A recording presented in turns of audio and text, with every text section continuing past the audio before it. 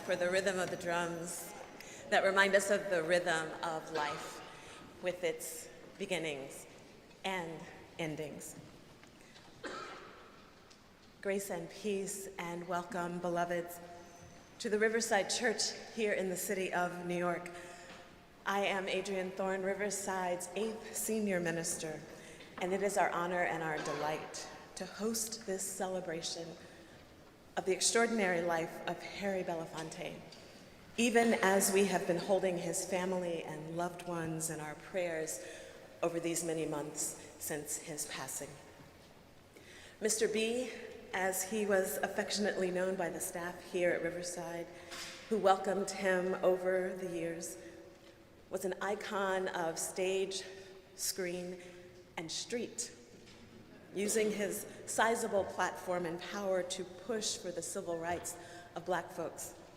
And we thank God for his clarity of vision, his courage, his creativity, and his commitment. We trust that the good he has done in this life will continue to heal the current generation and the generations yet to come. With the past, present, and future in mind, please join me and Mr. Belafonte's family in acknowledging the original stewards of this land that we call Harlem. The Wequaskik people raised corn and tobacco here and called their land Quinahung, or Planting Neck. The Wequaskik were a subset of the Wapani. Therefore, we recognize this united territory and the sacred ground upon which we sit and stand. Today's Broadway follows one of the original trails of the Wequaskik people, so it is even more fitting that in their honor and in honor of Mr. Belafonte, that we now call the ancestors in to guide us in this time of celebration. Ashe and amen.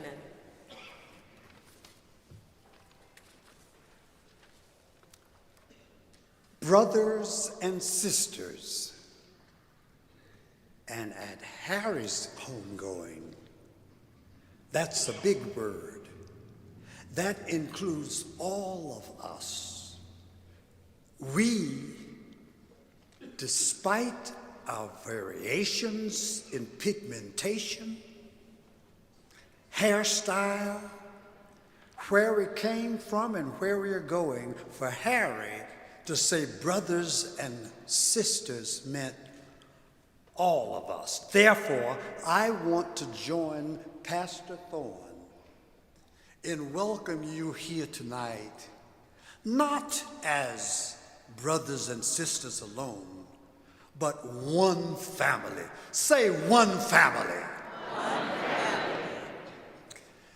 I am honored to have the opportunity to say a word for my dear, beloved brother. Harry Belafonte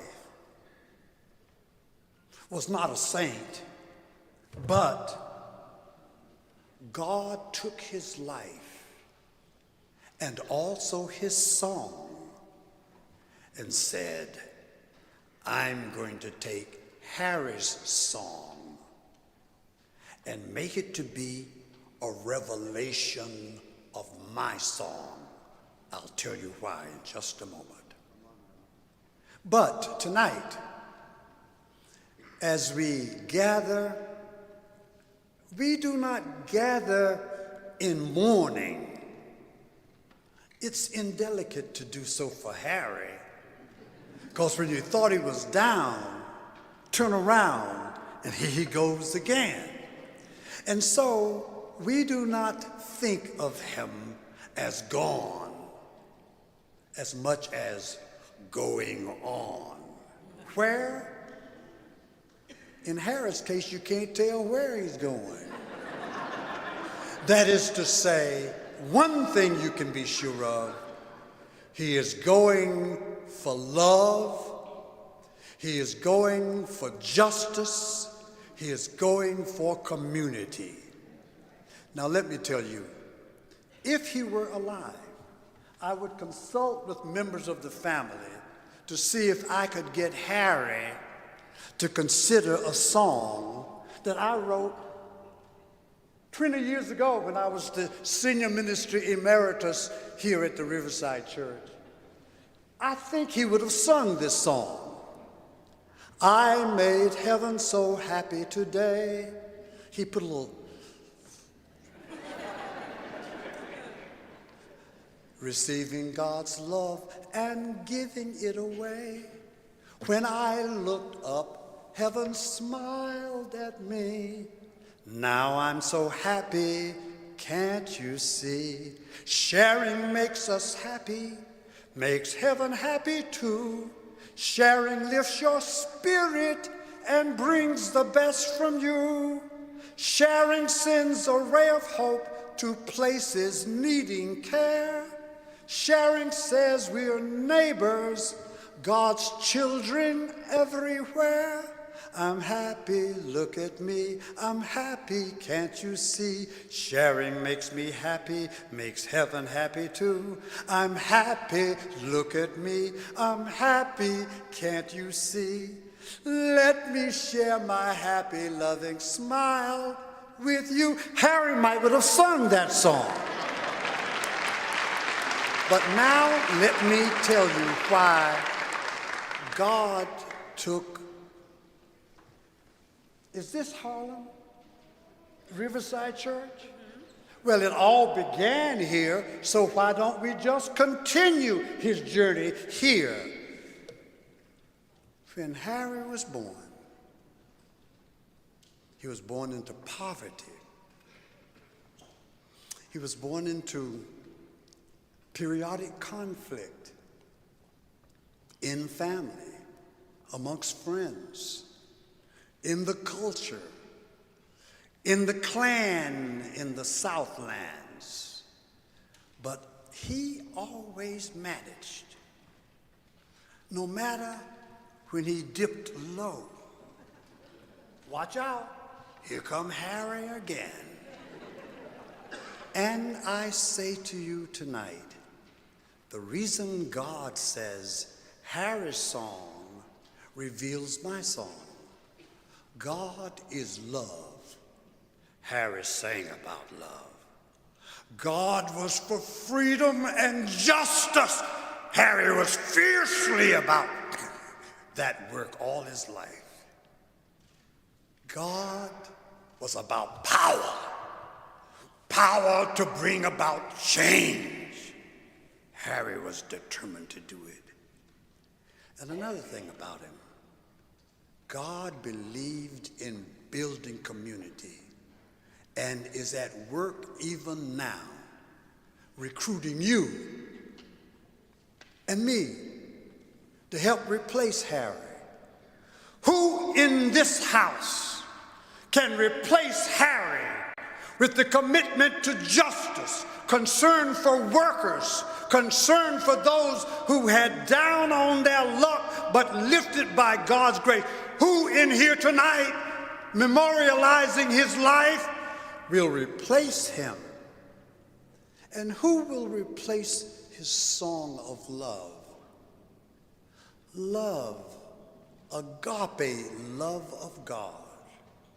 And by the way, who here tonight will replace Harry's generosity? He helped Dr. King in the darkest hours. He went down to Selma and offered hope to despised and dispirited people. Who here tonight will step up to the plate and say, I'll be a replacement. I'll be on the dream team for justice, for generosity, and for peace. And now I want to ask one last question and then I'm through. Who is it that has a song to add to Harry's song? I ask you in honor of Harry Belafonte. Those who can, please stand and repeat these words after me. Stand.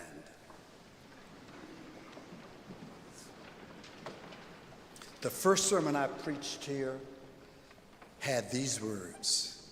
Repeat these words. There's a song inside of me. I can hardly wait to see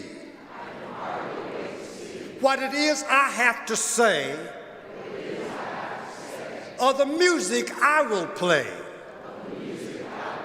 It's been so long in coming. First a thought and then some humming. But before I find my key, something stifles it in me. What keeps my song from being sung? Past hurts, deep fears, a timid tongue. What makes my freedom come so hard? A self-made live-in prison guard. Meanwhile, the song still groans in me. I can't be me until my song is set free. Debating and hesitating, my song could die. The Spirit said to me,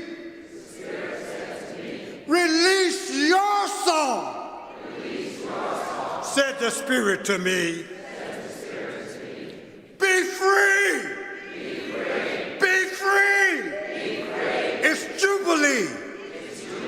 Cast out each fearsome song patrol. Proclaim deliverance to your soul. You may be seated while I complete it. Thank God my song has been set free and the rhythm and the words are right for me. I'm finally ready to sing out song, and Harry says, this is my song. Welcome.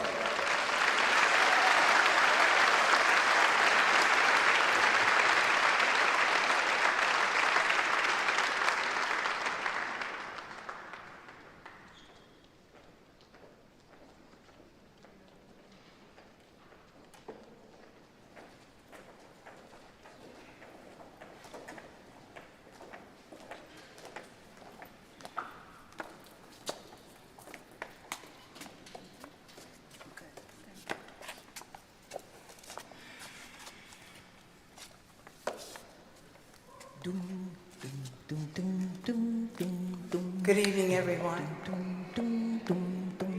Good evening, everyone. Hello. What about that song the Reverend was just talking about? Come on, y'all. We are Sweet Honey in the Rock. And I have to say, over these past 50 years that we have been singing and spreading our mission and our music, Mr. B was always in our corner.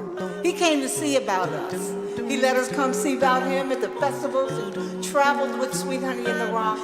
We are so honored, humbled, and blessed to be here with all of you today to uplift, to bring the ancestors into the room. We offer this song. It is called Breath by Barago Joe, set to music by Dr. Isai Maria Barnwell. It is the ancestors' breath in the voice of the waters.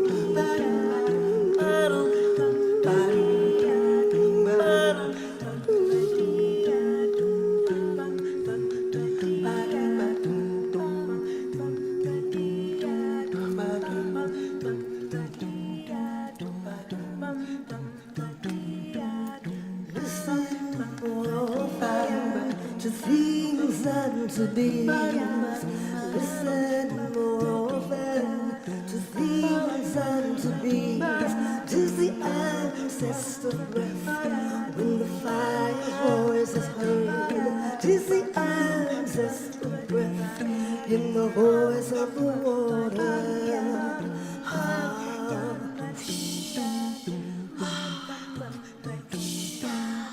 Those who have died have never left. The dead are not under the earth. They are in the rustling trees. They are in the growing woods. They are in the crying grass. They are in the moaning rocks. The dead are not under the earth. So listen more often to things and to beings. Listen more often to things and to beings. 'Tis the ancestors' breath when the fire's voice is heard. 'Tis the ancestors' breath in the voice of the water.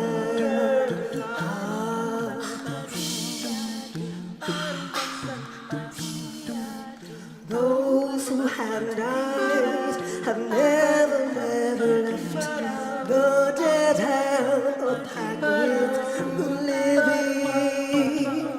They are in the woman's breast. They are in the where child. They are with us in the home.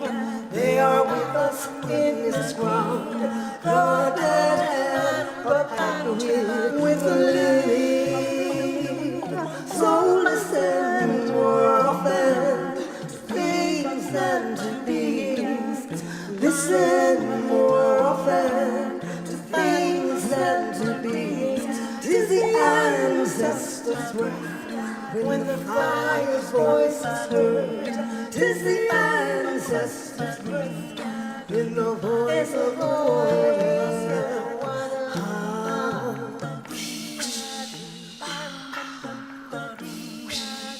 Listen more often to things and to things. Listen more often to things. 'Tis the ancestors' when the fire's voice is heard. 'Tis the ancestors' in the voice of the water.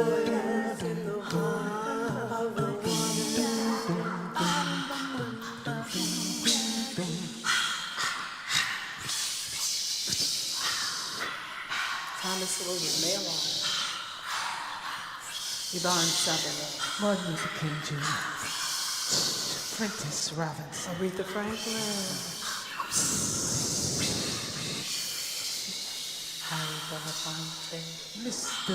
B. Mr. B. Mr.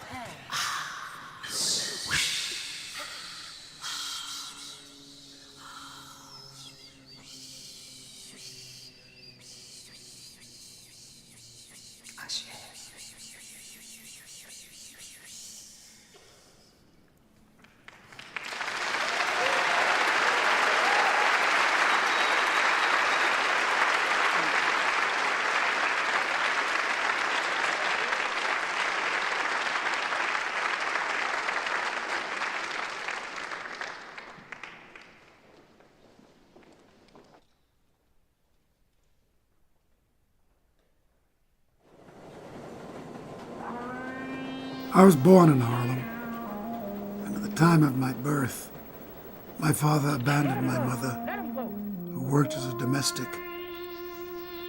She sent my brother and myself to live with relatives in Jamaica. I would go on occasion with my family taking their goods to market, and I remembered how grueling the work was. Almost all the songs that I later came to sing were songs that I'd heard among the peasants and among the peoples of my family at that time. Did I lie down me wrong, go home? Since I was a child, thanks to my mother, I've been involved in the movement. And she willed me into a life of care and taking notice.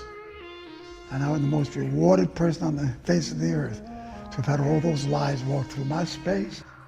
were some of the most courageous social activists and thinkers of our time. They were my mentors, my inspiration. Through them, I understood America's greatness. My mother made me understand that I should never ever awaken in a day where there wasn't something in our agenda that would help set the course for the undermining of injustice.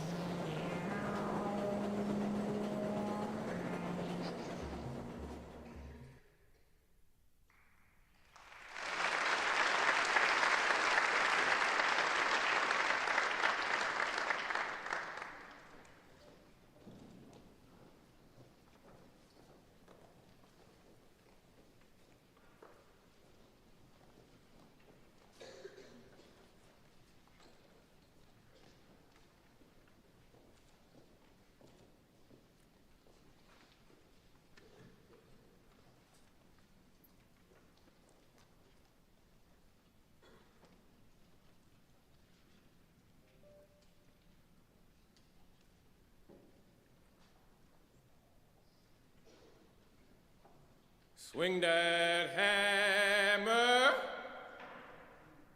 swing that hammer, swing it higher above your head, making little ones out of big ones.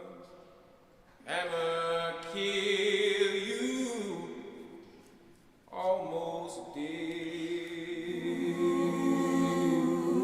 If I ever leave this chain gang, I'm a-coming once more. Mama, do not scorn me, do not turn me from your door. Swing it high, boy,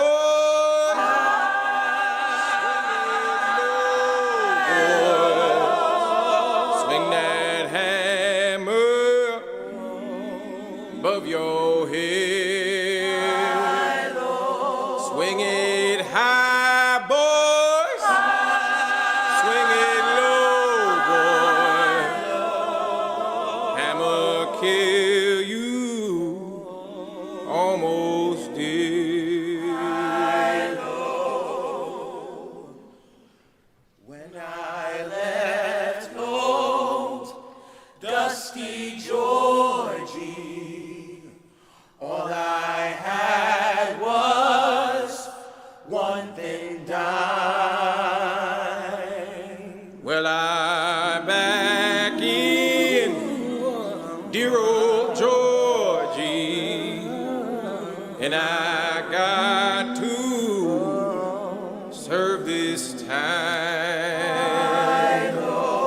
Swing it high, boys. Swing it low, boys. Swing that hammer till you did.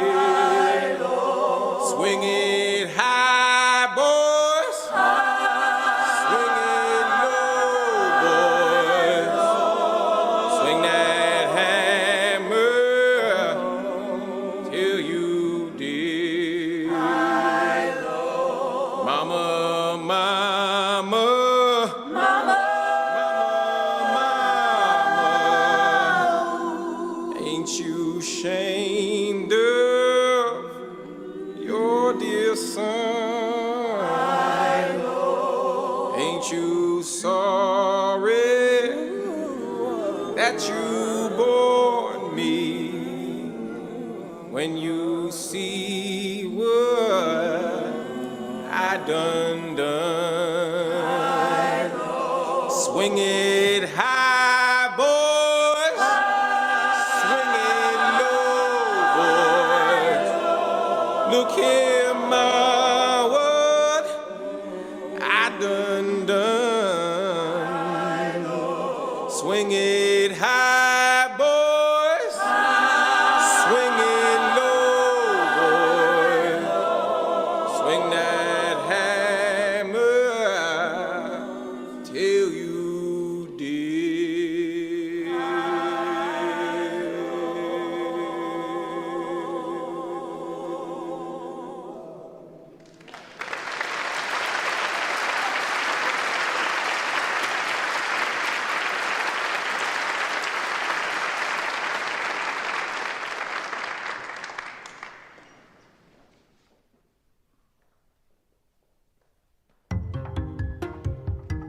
As events unfolded and things escalated in the civil rights movement, I was charged with the responsibility of bringing young people to the South to instruct and to guide black people in the process of voting.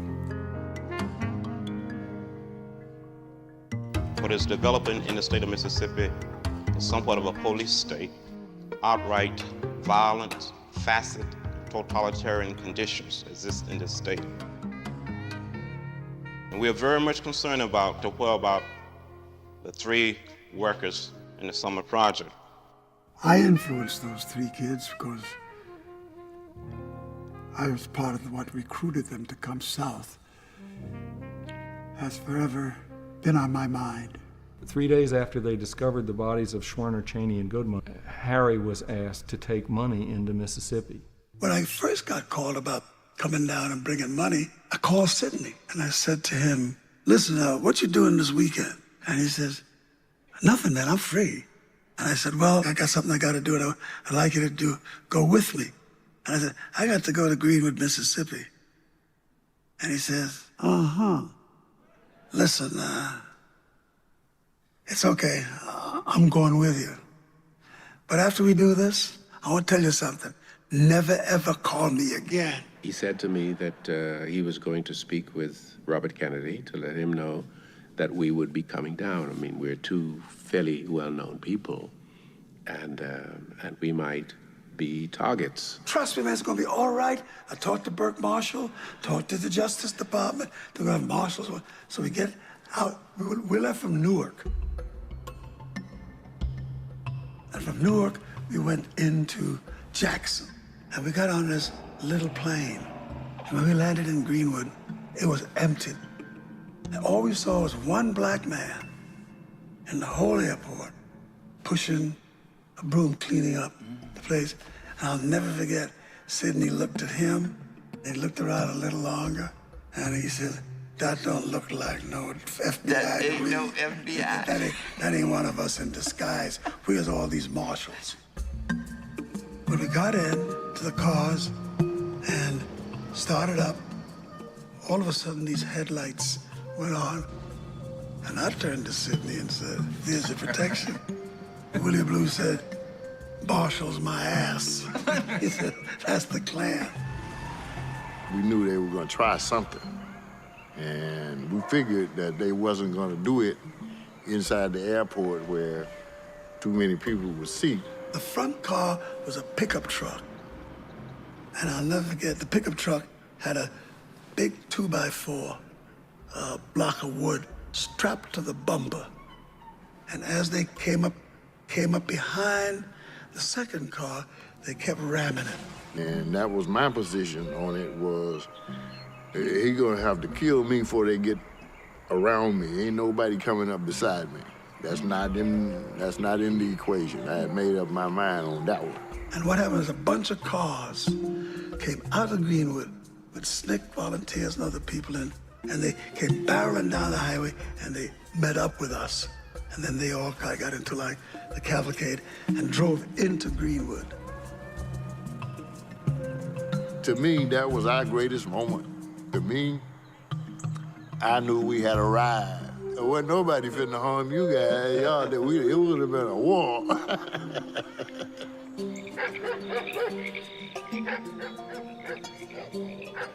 When we got to Greenwood and gave the money and everything else, they decided to put us up in this little house. And outside, one of the people was sitting there with a shotgun. Harry, he stayed in this house with the family in the Delta. It was so dangerous. The house had been fired on. But he wanted to identify, not just with us, but with the local people. But he also wanted to bring us a sense of hope that we're with you. And I will never, ever forget that.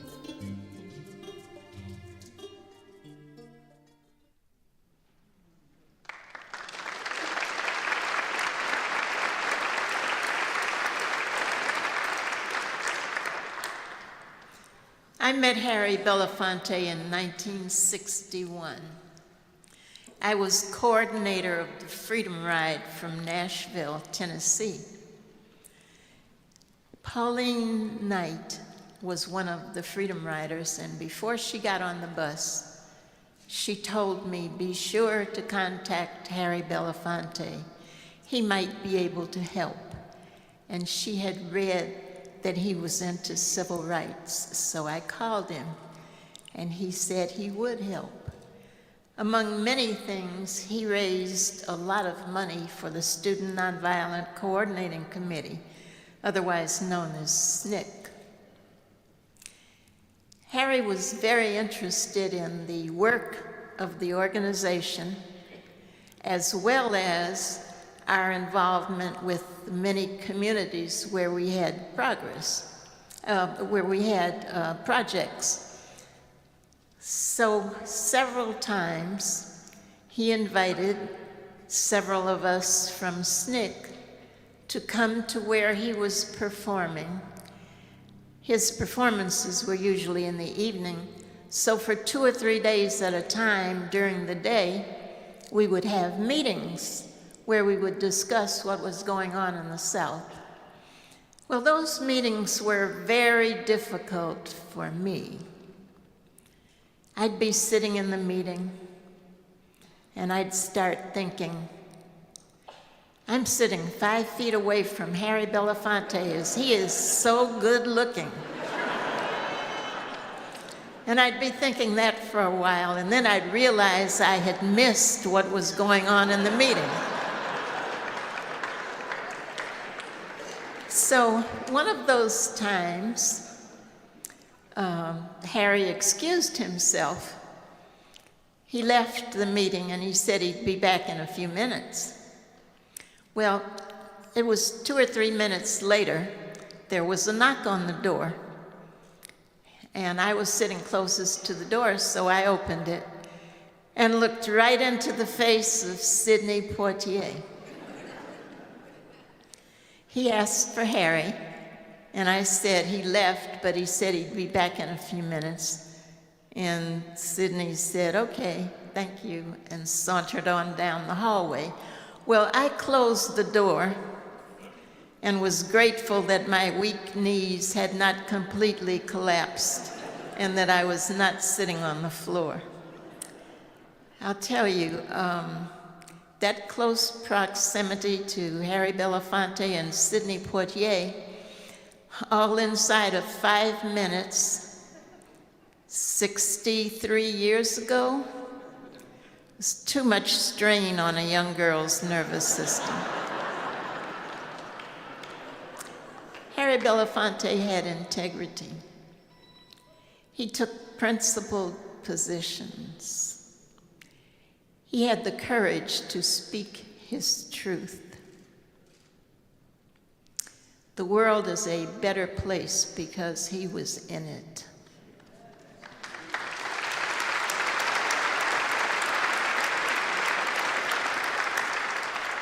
Harry, we will continue to miss you.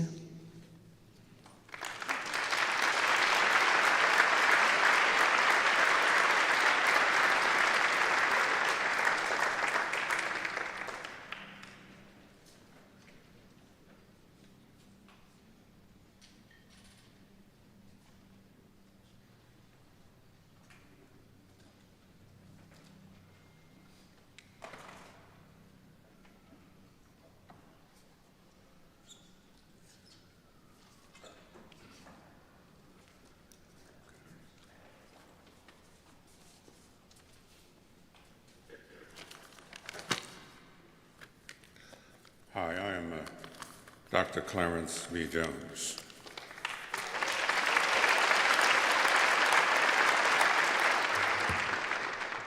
Hi, beautiful. If you were fortunate enough to be alive when I first met Harry in 1960, until March 1st, 2003, the date of his transition, and looked up at the sky at midnight, you would have seen millions of stars and noticed a shooting star so bright, its incandescence so powerful in its brightness, that it outshone all other stars in the midnight sky. That star, my friends, was Harry Belafonte.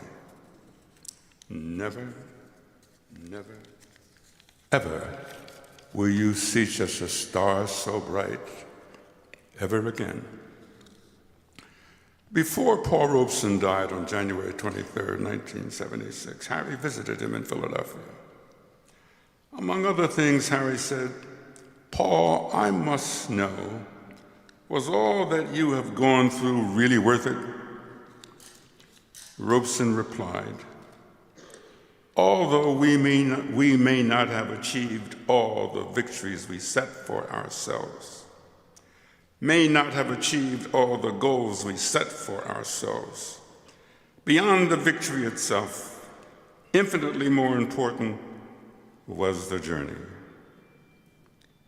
Harry Belafonte's life is an exemplar of a journey we must continue. Thank you.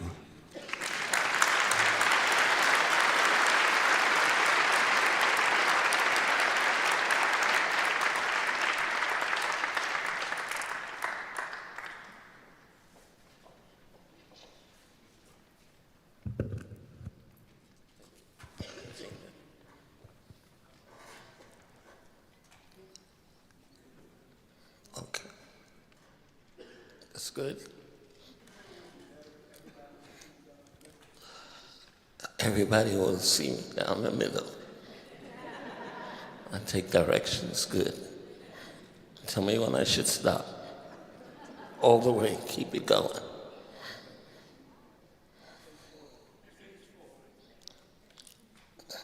You real boss.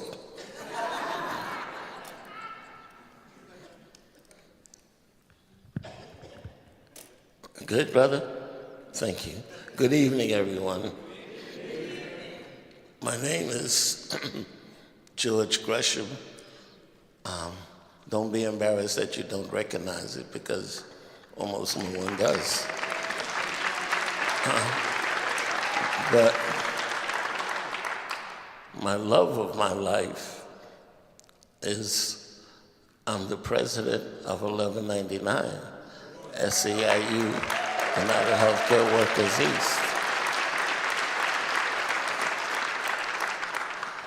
First of all, to Pam and the Belafonte family, I just wish you greetings. And I know you've heard it a million times, but thank you so much for sharing him with the rest of the world. Because I don't know anybody that I've gotten to know that inspired me more than Mr. B. When I got to really get to know him, and he started telling me the stories, and I was visiting him, and I said, Mr. B, every forum of justice I've ever heard about or participated in, you were there. You were behind it. You sponsored it. I think that he was an amazing person. I thank you to the family for just giving me the pleasure and honor of speaking of this wonderful man. As we began to talk, I found out that we both went to PS 186 in Harlem. We were talking about places to start up a cultural museum. And I mentioned PS 186, and he said, oh, you went there, so did I. And then he said, of course, at different times. I love this man. I was so glad to hear that we are having this kind of service, because he deserved it. He earned it. And so, y'all didn't come here to hear me. I didn't even come here to hear me. But I think we have one big thing in common, and that is our love for Mr. B.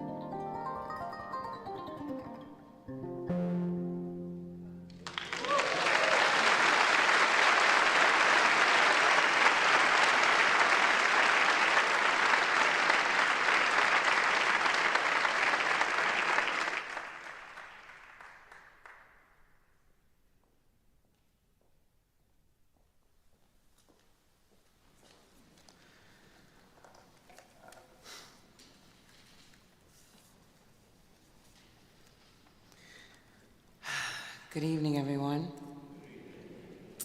My name is Aja Monet, and I'm a poet, and honored to be here with you all this evening. For those of us who had the privilege to know, to love, to be known and loved by Mr. B, look at us. We are each connected by the cosmic awe of his devotion to us. What a presence he carried. What a calling and responsibility for us to shepherd. Praise the breath that named you so. And here you were like a flash or fluttering wing, a wind beneath and beside us, all that conspired in the universe to wander you into existence, all that flows through you, flows through us. There is a Harry in every heart seeking art and beauty and justice, and we carry your dimples carefully across our face like buckets of water across earth-colored roads in a calypso song. You are our Deo, a voice that startles our own mouths, our island breeze and the surviving sun adored and cherished, a charm on all our wrists raised in the reckoning of our pains and pleasures, a lifetime of performing in the theater of our chests, echoing drum, riffing on our loves, an ancestral standing ovation. Every show is a ceremonious gathering of what is just and what is possible. There's never a dry eye in the house or an empty seat, because there you are, tender magnitude of meaning, a spirit that resonates and glows in a glance. Thank you for living, for loving, for being a temple, a library of sacred pages and poems, brother of Robeson and King and Dandridge, and a movement made us honest, truth-telling, handsome. Praise the day you were born and the mother who made you possible, all that you have endured to be. Destined, bless your calling, your listening, your now. A dream in this nightmare, fellow gatekeeper of truth. A life-sized devotion in a sentimental mood, the artist's reclamation in the hurt of healing, a folk song crowning us on the veranda of your visions, the poems, the song, the choreography of care, the theater of values, we who emerge, how to be artists, how to craft a purpose at a time when it would seem humanity has failed or is failing. I am reminded of the great radical tradition by which Mr. B has thrusted us toward what it means to be literate in the language of the heart, the artist's assignment, the love that lives for Mr. Belafonte is a love that lives for us as Black people in this terrifying experiment called America. The love that lives for him is the pulsing presence that overcomes and comforts us in the deep joy and sadness. He was love manifest and unmeasurable. He was our moral compass, a library, a visionary. He pushed and encouraged our possibility. He was the horizon of our courage, the beauty and brilliance of many years of sacrifice and perseverance. He was consistent, tried, testament to our greatest living. He was a strategist, a storyteller, an embodiment of values and voices lifted up from the depths and valleys of this country. We lost a magnificent miracle of spirit. We lost more than a man, though he was merely mortal. We lost a true shrine of our most magnificent dreams, a tremendous treasure of our radical revolutionary tradition, the original dream defender. In the truest sense of the declaration, the doing and do's of our does, a song outstretched from the sway of our swag, a forehead kiss from our conjuring, a force to be reckoned with, and a voice who held each of us accountable to that great inspiration called poetry. He was our prayer, our blessing. Harry Belafonte lived a long and obedient life. He rose to his purpose and answered every call from the shadows of this globe. He was solidarity in its fullest expression. Though he lived to old age, it is no less painful or significant, the meaning and the depth of this loss. For as we strategize our way forward, we no longer have the undeniable presence to hug and to hold. I will miss his smile, I will miss the dance in his eyes. I will miss the fingers in his calm tone. There is nothing that could have prepared any of us for the world we were born into, but there are few, very, very, very few, who pave such a rigorous path for which we can follow, and our thirst for justice be quenched. Praise, praise, praise, praise his life, praise his flaws, praise his faithful pursuit of our possibility. Thank you, Mr. B. Thank you. What a life, what a life, what a life, what a life. Living, what a life.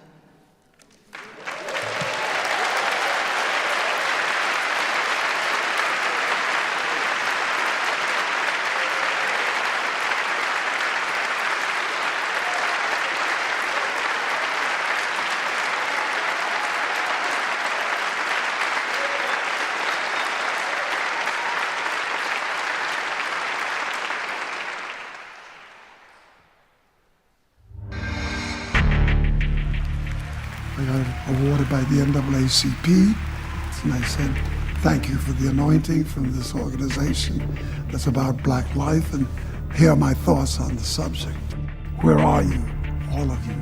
The river of blood that washes the streets of our nation flows mostly from the bodies of our Black children. Where is the raised voice of Black America? Why are we mute? Paul Robes said, artists are the gatekeepers of truth. We are civilization's radical voice. Never in the history of Black America has there ever been such a harvest of truly gifted and powerful artists as we witness today. Yet, our nation hungers for their radical song. Let us not sit back silently. Let us not be charged with patriotic treason. And I will tell you that our kids, those who languish in the prisons of America, are waiting for us to change the system. Thank you.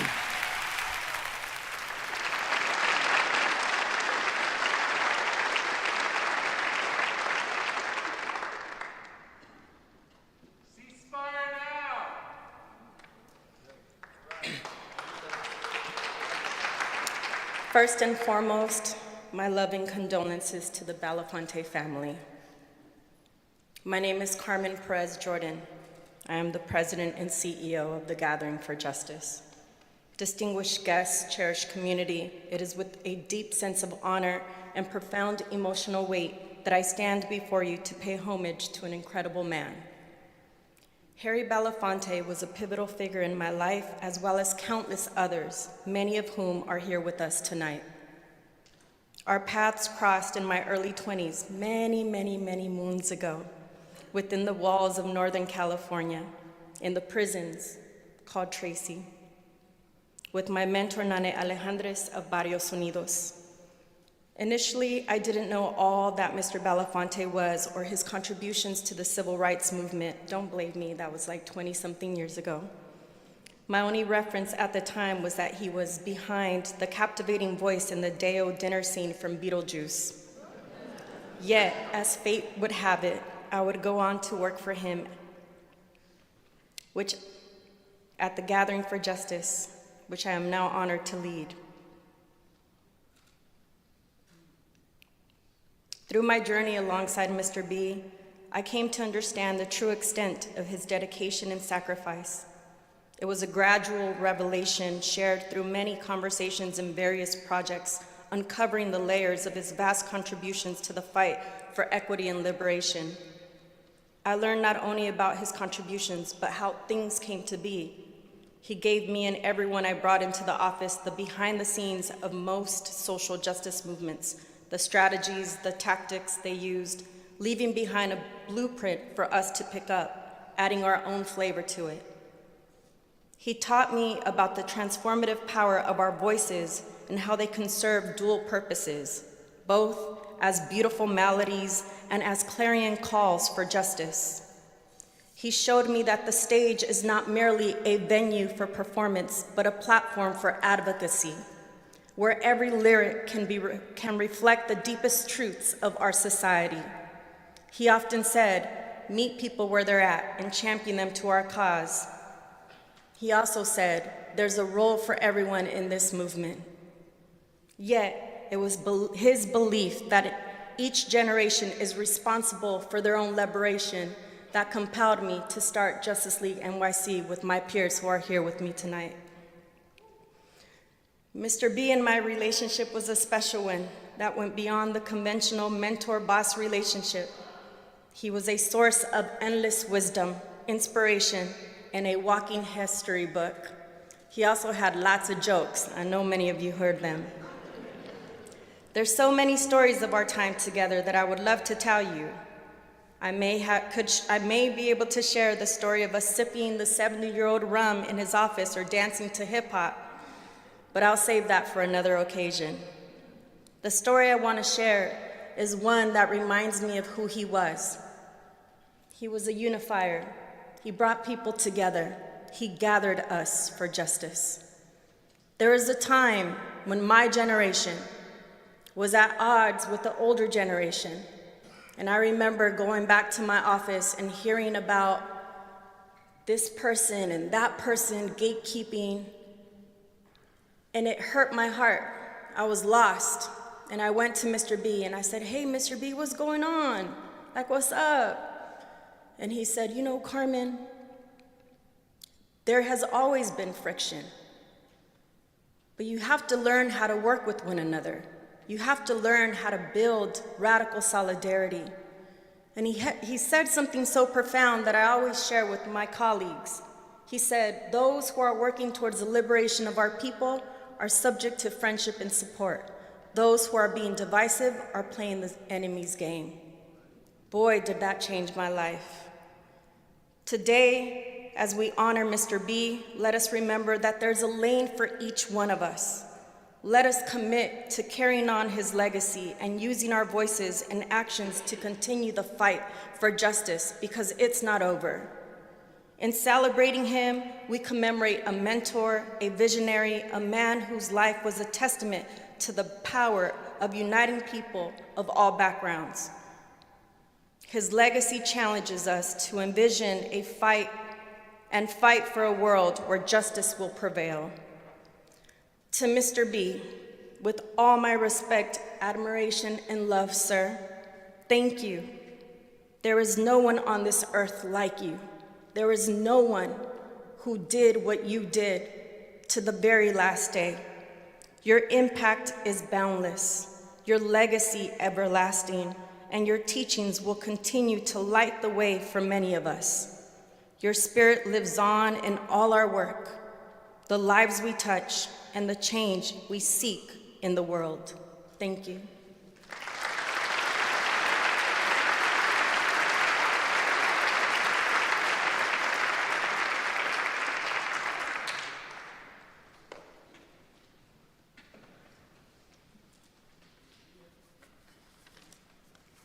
Good evening.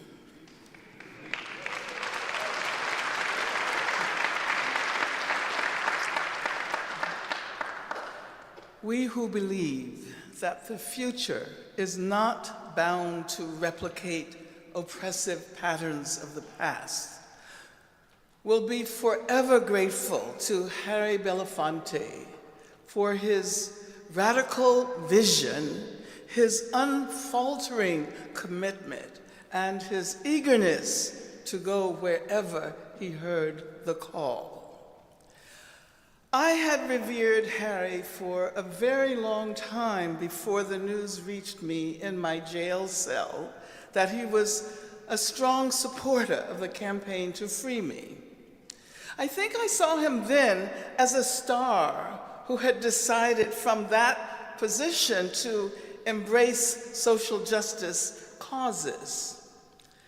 But when I met him in 1973 at Paul Robeson's 75th birthday celebration, and he told me that Ben Davis, communist councilman from Harlem, was his mentor, I realized that he was letting me know that the prospect for radical social change was that which gave deep meaning to his life and work on this planet. Had we not had that exchange, I might have been rather surprised when I learned that he and Danny Glover were regularly visiting the brothers in Soledad prison with Nane Alejandres, the formerly incarcerated founder of Barrios Unidos. Mr. B's spirit continues to animate our calls for abolition of carceral structures everywhere.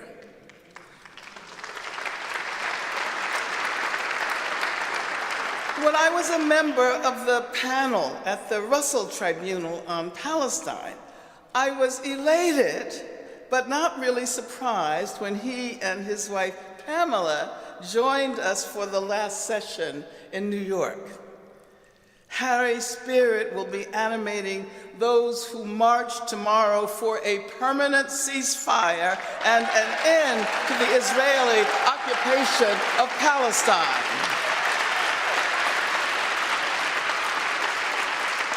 When Harry told me about his work with Dream Defenders in Florida, I knew I had to connect with this socialist, abolitionist, feminist organization of young people.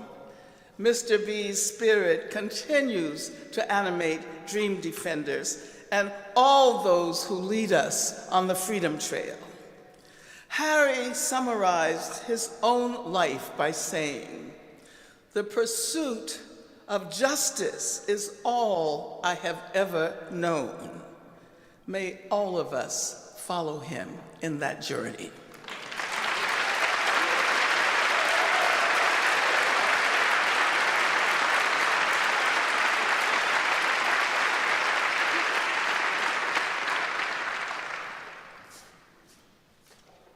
Greetings. My name is Dr. Divine Pryor, Reverend Dr. Divine Pryor. I love Harry Belafonte. I adored him. I admired him. I respected him. I revered him. All of those things. Every now and again, a force of nature passes through mankind. Every now and then, an energy comes amongst humanity that's able to touch every last one of us. That energy I speak of now is Harry Belafonte. Not only was he an iconic figure, he was almost larger than life. He was a man who set the bar very high. He made no apologies if excellence was the only acceptable thing that he would allow to be manifest. He did not ask permission to tell you what was his truth. That was Harry Belafonte. He was a living example. He was a man who stood for what was right. He was a man who did not dare challenge injustice. He actually walked the walk and talked the talk. They tell me I only have a minute, so in my minute I just want to tell you that you saw that 2013 when he received that Spingard Award at the NAACP Image Award, and he challenged the black church. There were some folks whose feathers got a little ruffled. I know. And so one of the bishops in Brooklyn said, "Don't you know Harry?" I said, "Well, I know Mr. B." "Well, can you get him to come here?" I said, "He ain't scared of y'all." And we organized the bishops and the archbishops and overseers, and they were there in numbers. And they came out, and they were waiting, and he was, respectfully late. But he did get there, and when he walked in, sucked the air right out the room. Because they knew right then that it was on. The confrontation was about to happen. And I'm telling you, he addressed them. He is so superb. He is so eloquent. His use of the English vernacular defies the imagination. He can take words and draw images and pictures. And I got that from him. I got a few beatings, too. Mr. B had no problem setting you straight. And I have it documented, that event. I was telling Gina, thank you for allowing me to speak a moment, that I actually have that footage and I want to show it. And Gina said, well, we'll work it out. We're gonna show that footage. I want y'all to hear this. Oh, you talking about dressing somebody up.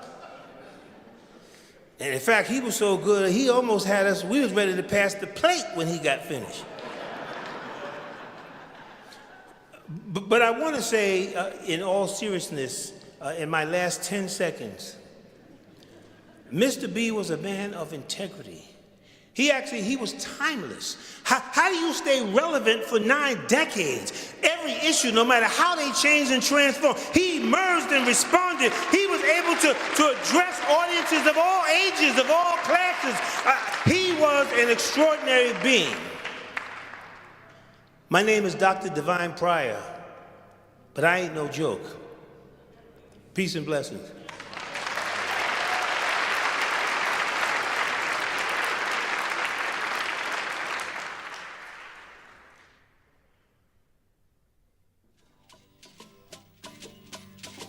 We come from the fire, living in the fire, go back to the fire, turn the world around.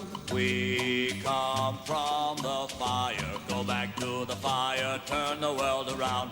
We come from the fire, living in the fire, go back to the fire, turn the world around.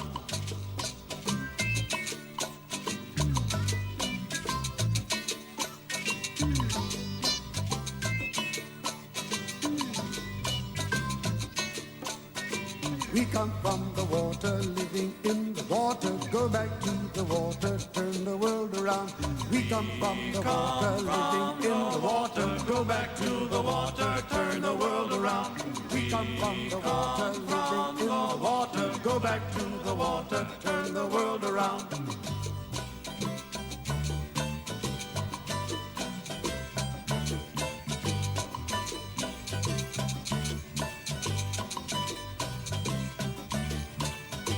We come from the mountain, living on the mountain, go back to the mountain, turn the world around. We come from the mountain, living on the mountain, go back to the mountain, turn the world around. We come from the mountain, living on the mountain, go back to the mountain, turn the world around. Whoa, ho, so is life. Ah-ha, so is life. Whoa, ho, so is life. Ah-ha, so is life. Do you know who I am? Do I know who you are? See we one another clearly. Do we know who we are? Do you know who I am? Do I know who I am? See we one another clearly. Do we know who you are? Do you know who I am? Do I know who you are? See we one another clearly. Do we know who we are? Whoa, so is life, Abatiwa. So is life. Whoa, so is life, Abatiwa. So is life.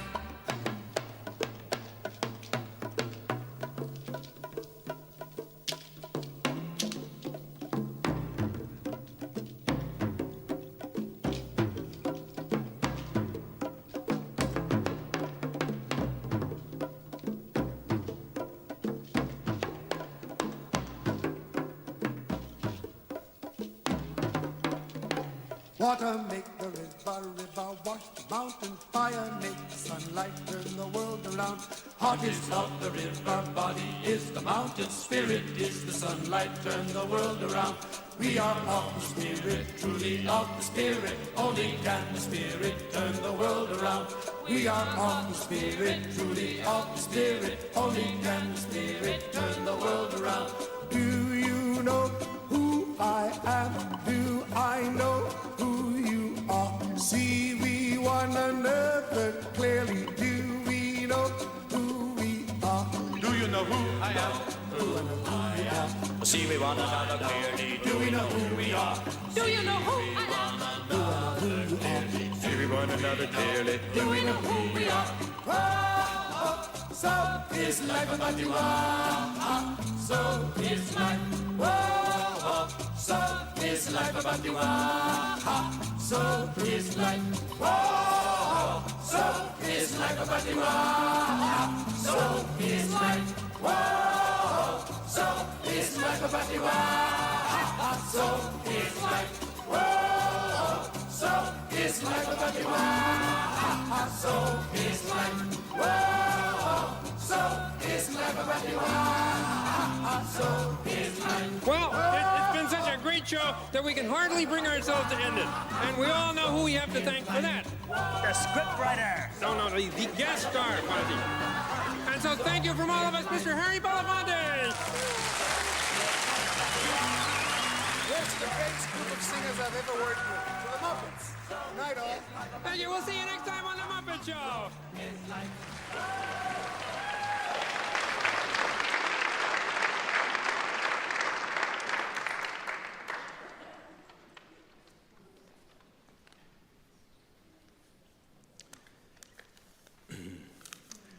This is hard because I feel like I don't want to let Harry down. This is also an extraordinary tribute to obviously a very special person. And it's probably everything he didn't want. But I don't really believe that, and I know you don't either. But it's everything that we did, and it's everything that he deserved, I think. So I'm honored to have been invited to be here tonight. I know if I'd asked Harry to put it into context, he'd probably have said that it's because they needed a white person.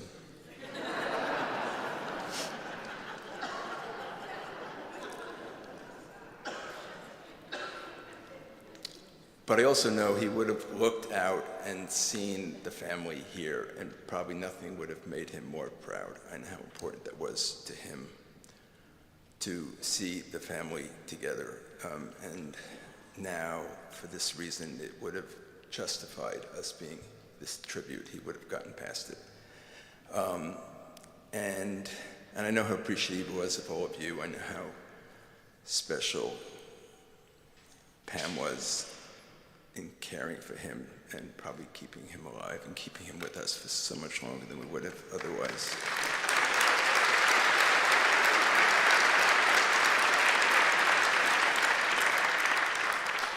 When I was speaking to Gina before this event, I think she had told me I had 2 minutes, actually, by the way. And we laughed because we knew to Harry that would have meant 20. Passionate, articulate, and unscripted, but still 20 minutes. Maria and I had a very special relationship with Harry and with the family. But so probably did half the people in this room. We adored him. And I've struggled with finding the words that can explain the relationship as well as the void that he has left us. As everyone knows, Harry never shied away from a struggle. Marched with Dr. King for civil rights, with Nelson Mandela against apartheid in South Africa, with Cesar Chavez for the rights of farm workers, and Hugo Chavez in Venezuela against poverty and inequality. And not all of these issues and many others that he championed were popular at the time. But in the spirit of his friend John Lewis, Harry could not resist good trouble.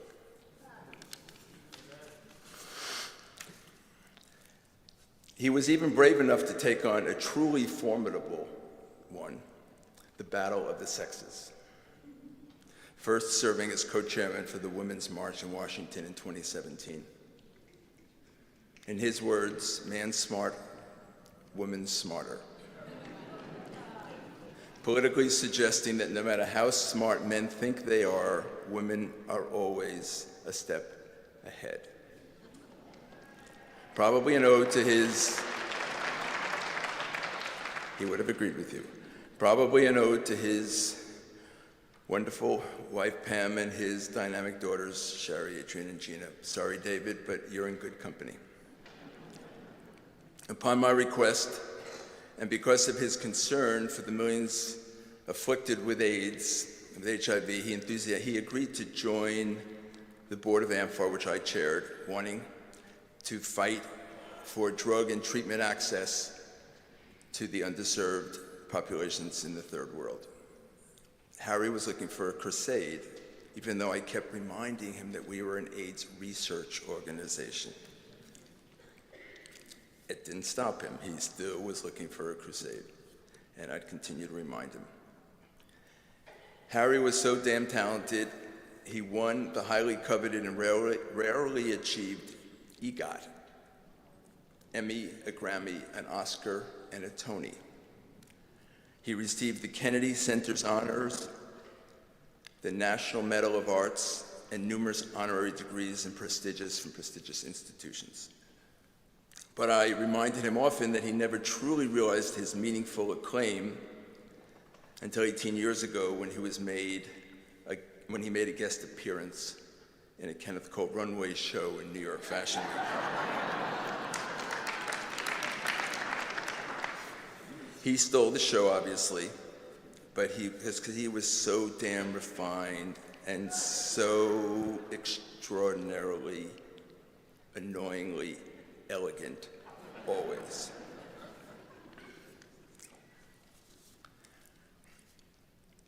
Reflecting back, when I used to experience various monumental moments, birthdays, awards, as well as losses, I lost my mother. He was always the first to call. So annoyingly thoughtful. Despite the unidentified caller part, which I'd get past, often leaving melodic and hoarse voicemails, he would ask, "How are you?" and insist that I actually answer the question. He was a better friend than I knew how to be. I was struggling one day, and the solution started with, "Why don't you come over and let's smoke a joint?" His wisdom was often something like, "When life gives you lemons, make a margarita." Harry had the unique ability to find the light as well as the purpose, meaning, and even humor in most anything. I still love laughing with him and sometimes just laughing at his laugh. He admittedly didn't take the world seriously, except when he did. And when he did, he really did. At every stage of his life, on behalf of the underserved and unempowered, he did what he could in a way that only he could. That said, he was disgusted by the treatment of young black men in the criminal justice system, as you heard from Carmen, of how often black individuals encounter loved ones for the first time while incarcerated. The cycle of incarceration, he would say, is real. He was appalled by the subjugation of women and the tolerating and even promoting of violence in the community. He was concerned that the monumental progress that so many had worked so hard for could be lost by and for the benefit of future generations. He believed the young needed to be more engaged and more enraged.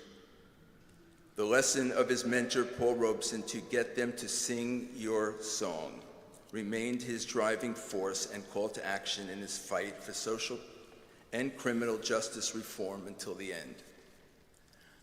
I believe Harry's activism was a choice as well as a calling.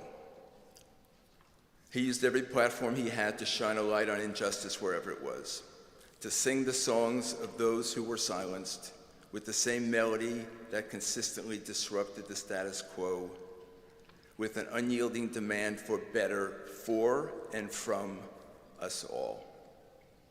Harry leaves behind a chorus of voices, still singing, still fighting, several we have heard from tonight, all of whom are now bearers of his song.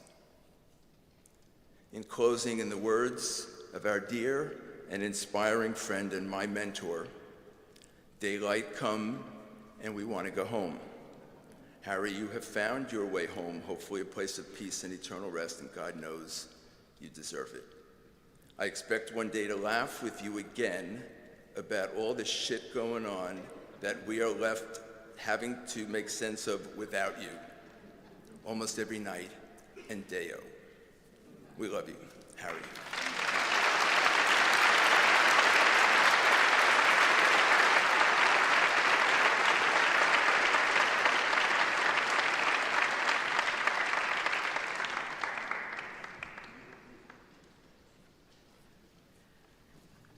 I made a promise to my wife I would be short, even though we were married here.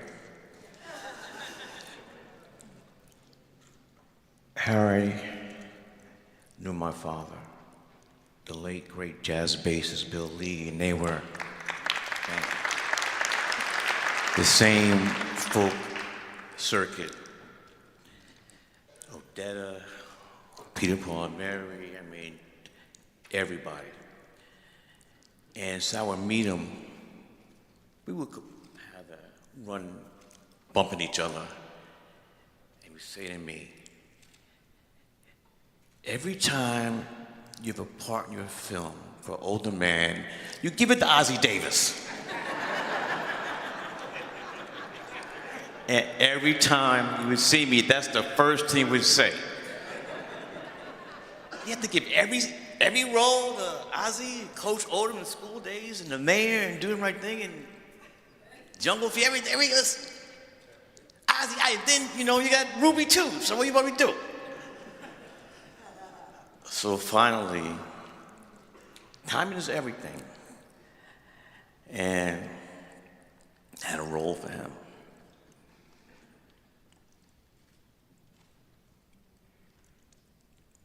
And this scene was about, he talked about in his younger life, he was witness to a lynching. So he said, I'll do it. But then it got a little shaky. So we didn't know for sure if he was gonna come. So we had somebody's staffs, I don't know if you knew this. We had somebody's staffs just in case. I'm not gonna name them. And I told the crew, wear your Sunday best. They did not know who it was, but I knew that it had to be somebody major if they had to get dressed to the nines. Then my AD said, he's here. And I went to the car and led him into the set. And people lost their mind. I cursed, but I'm not cursing here. And the performance he delivered was amazing. And a couple of days after that, I collect stuff, so I had a poster from Carmen Jones. And the inscription was, now I could go to heaven. I've been to Spike Lee joint. I'm gonna close, it has to be sports. He's the GOAT.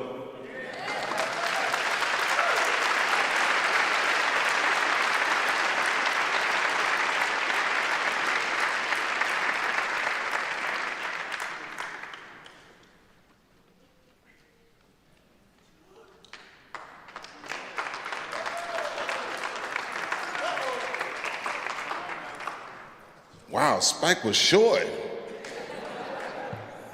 I was there expecting a long one. Hello, everybody. My name is Chuck D. I'll be quick, too. I'd like to thank the Belafonte family. I'd like to thank everybody for even giving me a chance to say a few words. At first was kind of messed up for a bunch of years, because the first time I met somebody who was like a relative of my family that everybody looked up to, everybody in the family. I met Mr. Belafonte when he was 80 years old. And his son David did a speech and messed me up. He said, my father's not 80. He's 4 energetic 20-year-olds in one person.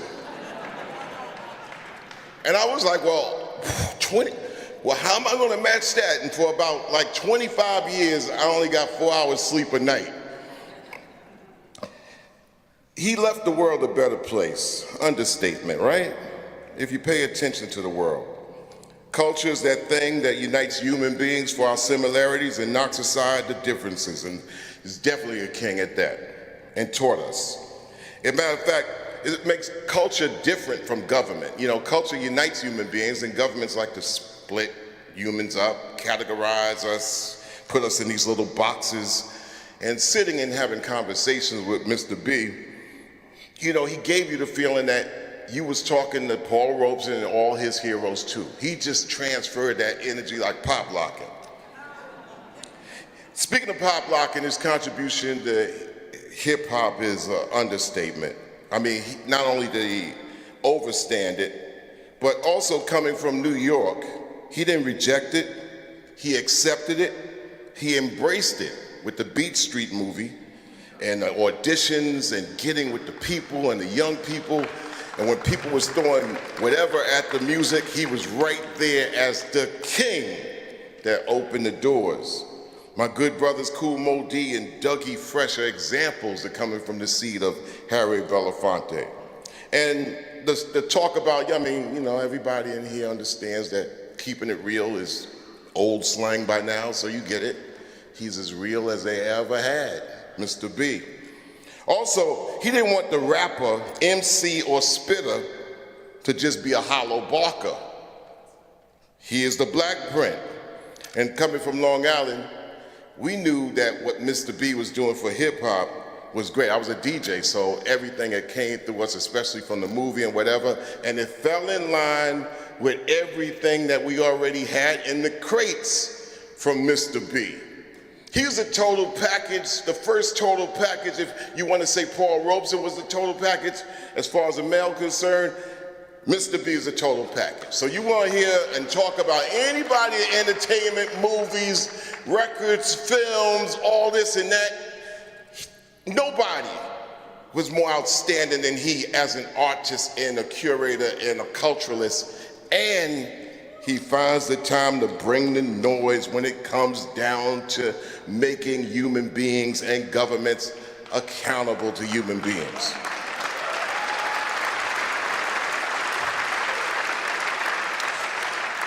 He's the Black Print. He put the movement to hip hop rap music as well. Years later, Public Enemy was inducted into the Rock and Roll Hall of Fame. And of course, all the rockers were like, well, they're not rock, they're not rock. And I would just say, well, we the roll, baby.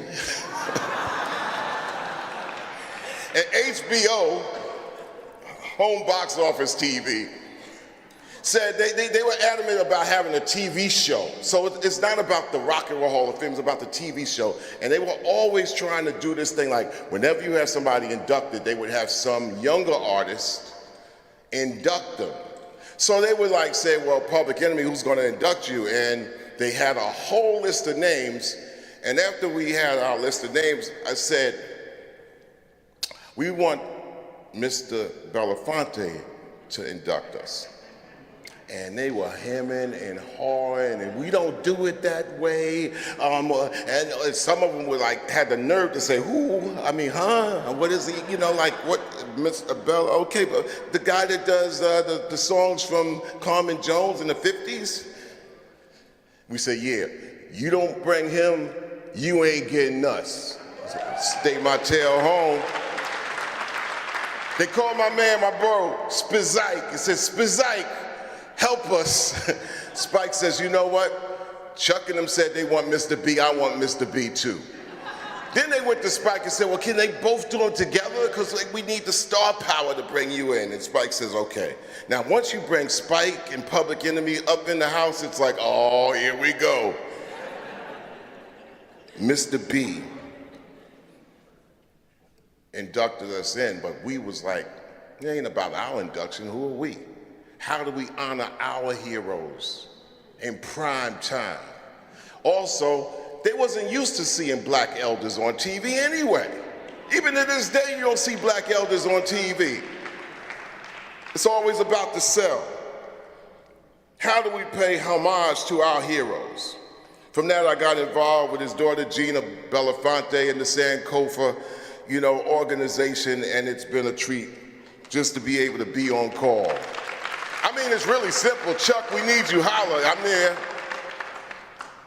Woven with the love, peace, and passion of all of our families, my family, moms, dads, kids, brothers, sisters, wives, in-laws, an all-connected family are indebted to Mr. B, his family, and everything else. I was like, well, we go from me to we. And that's what he said, let the me turn into we. And I said, and then we could get involved and really galvanize the movement. He said, Chuck, you are the movement. You are the movement. And at that point, I always knew Mr. B meeting a president. I never met President Obama, but I knew that meeting a president would step down from Mr. B. That's all I had to meet, Mr. B. I mean, I'm not, no disrespect, but I met Mr. B. Last story I got to say, this is real short. Once I said, all right, I could be the movement, and I'm putting in like 12 hours a day, went to Mr. B's house, graced by Mrs. B and Mr. B, and I was like, you know, ever since David said that speech about you being 4 20-year-olds in an 80-year-old body, you know, I've been moving and running, and then he says, Chuck, yeah, you know, you are the movement. It's all right to wake up at 11 a.m. I was like, what? Because sometimes it was like, Mr. B, nah, Mr. B ain't waking up to 12. And that's when you put in the work and you are the movement, then Chuck, you could wake up at 10 a.m. and make all and every walk of life accountable, but be accountable at the same time. Salute, Mr. B. Thank y'all.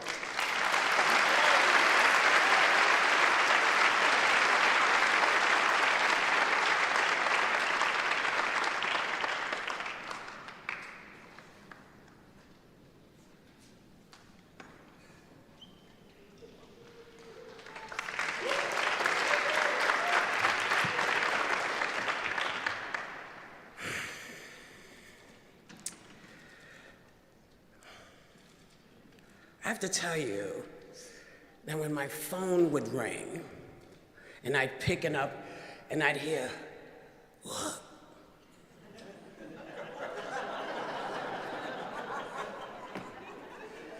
I knew it meant one of two things. I needed to be somewhere, I needed to bring something, and I had to be prepared. The thing that he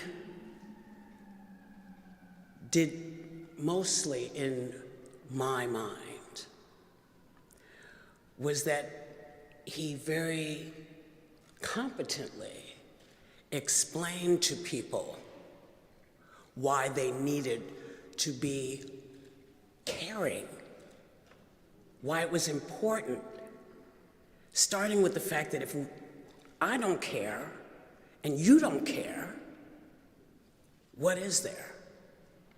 And he once said to me, why do you do what you do? And I said, what do you mean? He said, well, why do you say the stuff you say? I said, because I think it. And sometimes I just say what's in my mind. And he says, it scare you? I said, yeah. He said, I don't believe you. I said, no, it does.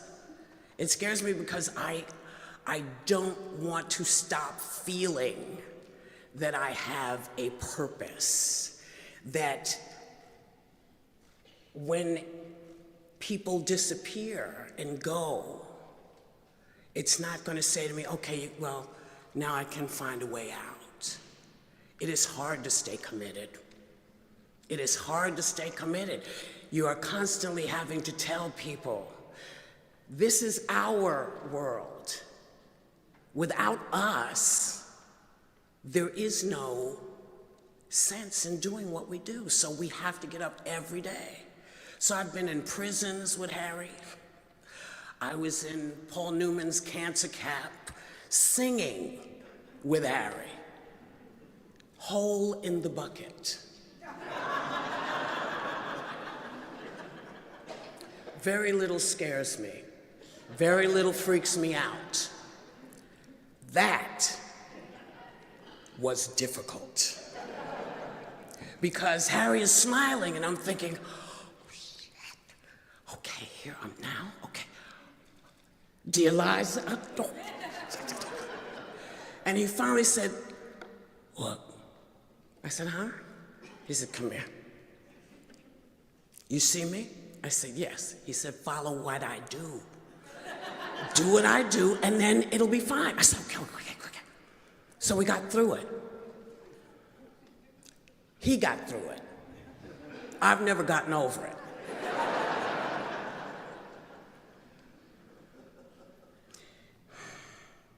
The other thing that I learned from Harry was about children. Because children don't always understand when a big personality is usurped by the world. They don't always get it. And so I realized that adult children and small children don't always know why there isn't the time they want you to give to them. They don't understand saving the world until they get to be older. It is hard to be the child of a megalite. And I just want to say to each and every one of his children, people keep saying, where are the people who are going to lead us? Well, it's starting with you all. You were taught by the best. You were taught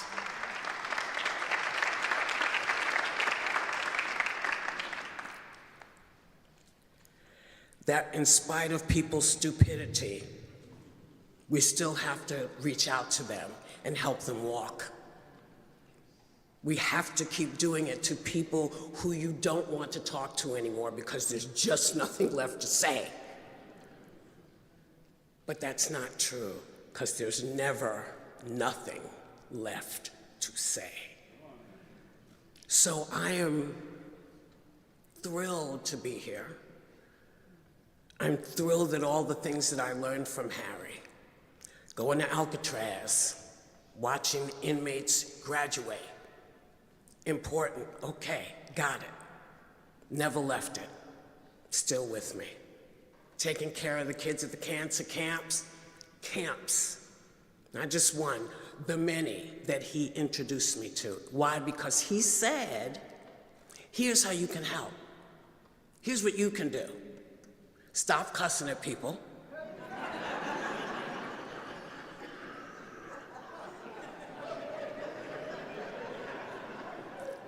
It was the one thing he asked that I could not give him.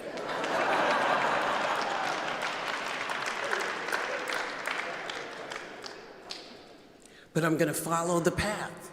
He set it out. It's very clear. We'll all go home and remember and think about all of this. But let those moments grab you, those deep, dark moments that say, man, what are you doing? You got to get out and do it. You got to reach out. You got to do something. And know that you do. That you do. That's why he was here. He gave us the roadmap. It is up to each and every one of us to follow it as best we can. You don't have to be Harry, but you have to understand what Harry was trying to give the world. So, thank you, family. Thanks for letting me hang out as family. Because, I'd be up under him. Hi, Harry. And the last thing I'm going to tell you that I want to talk about is the fact that Harry tore down, not just knocked him down, he tore down boundaries on television. He touched Petula Clark and people's heads exploded. Their heads exploded. He touched her. He put out great comedy, great special called Time for Laughter, with some of the greatest humorists on the planet who happen to be black. People lost their minds for this because they'd never seen a whole bunch of black people in one place at one time before on television, apparently. But he shifted that. So every time you see folks of color on television, you remember Harry put them there. Harry did that.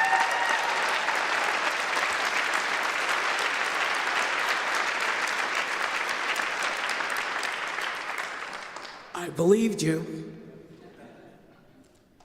Thanks, Harry.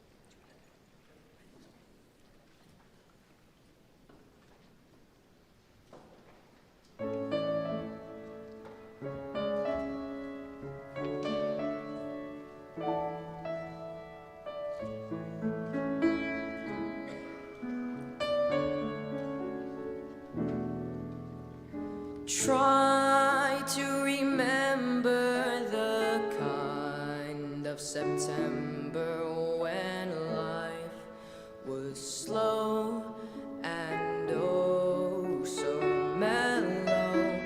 Try to remember the kind of September when grass was green and grain was yellow. Try to remember the kind of September when you were young and callow fellow. Try to remember, and if you remember, then follow.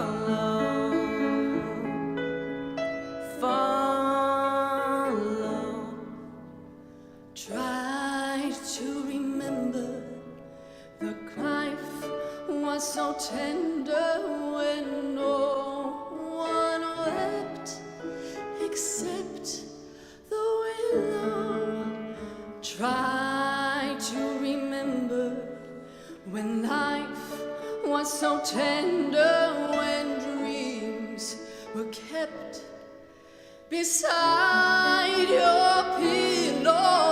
Try to remember when life was so tender, when love was an ember about to be low. Try to remember, and if you remember, then follow. Follow.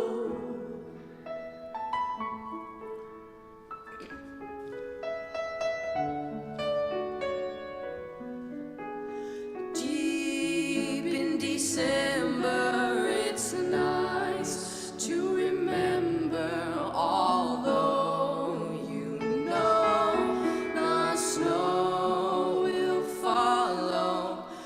Deep in December, it's nice to remember without a hurt. The heart is hollow.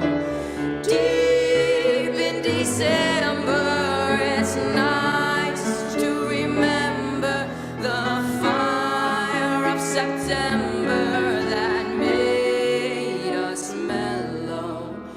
Deep in December, our hearts should remember and follow.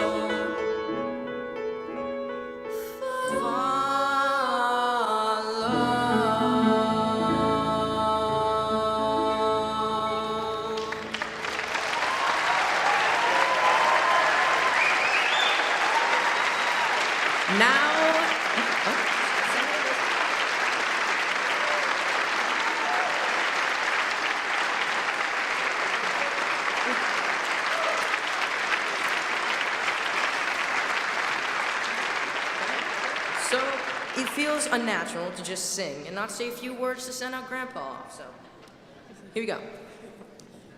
My name is Amadeus Belafonte. I'm the youngest of Harry's 5 grandchildren. I was 15 when my grandpa passed, and to me, that was a lifetime. My grandpa lived almost 7 times that of my short lifetime, and I, along with Pam, entered in book 7. There was a ginormous life before book 7 that I will truly never know, yet live in my genetics. But what I do know is that my time with him was special, and that my book 7 was filled with him on almost every single page. I might not have experienced sex symbol grandpa, grandpa activist, or red carpet grandpa, but I got to experience grandpa who visited my classes, watched me perform, went to the movies with me, played bingo, and played matches for hours. So I called him Fafa, so did she, which means dad's dad in Danish. Dear Fafa, I love you beyond words, and I have not yet come to terms with the fact that I will never see you again. I think about you each and every day, more times than I can count. You are still such a big part of my life. I carry my heart on my sleeve, or in this case, on my back. On my back. And I'm not afraid to admit that I still sometimes cry rivers 9 months after you left me. I don't know what stage of grief I'm in. I feel like I've visited and revisited the same stages over and over again. Almost like it's waiting for me to finish my chores, my work, my homework, my studying. Right when I think, I'm good. It jumps out like Kato from the Pink Panther movies at the most inconvenient times, which reminds me of the clumper. So maybe it's just you reminding me that you love me and are still here. You meant the world to my family.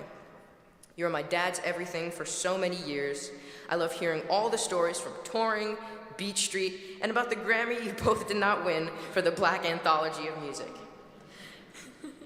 I still smile when thinking about how all 4 of us visited you during COVID in full atom bomb hazmat protection gear, which was my mom's genius idea to get permission to finally come see you.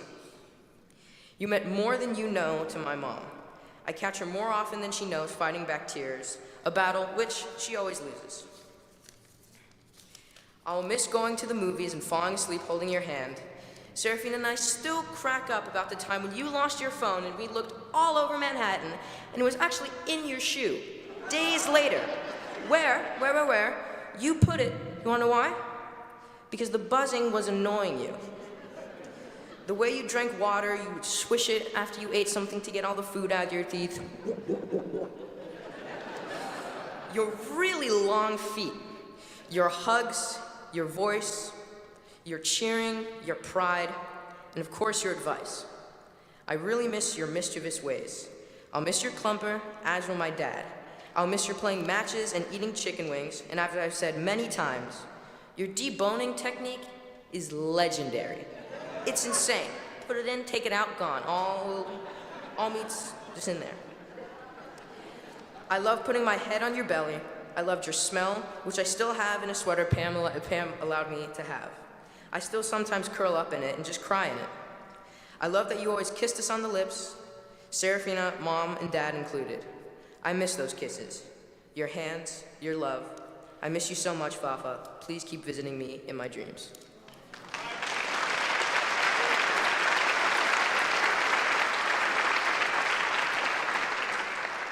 One of my favorite photos is of my grandpa and I in Jamaica. He is looking up at me as I am in the middle of a big laugh. He said something incredibly funny that I promised I would never repeat. That photo sums up our moments and memories with him. Pure love, mischievous jokes, and no drama. Fafa meant the world to me. He was always there, the day I was born, my christening in Denmark, first steps in LA, trips to Jamaica, weekly visits to his apartment, and every day when he lived with us for 2 years. And now I feel an immeasurable hole that he is gone.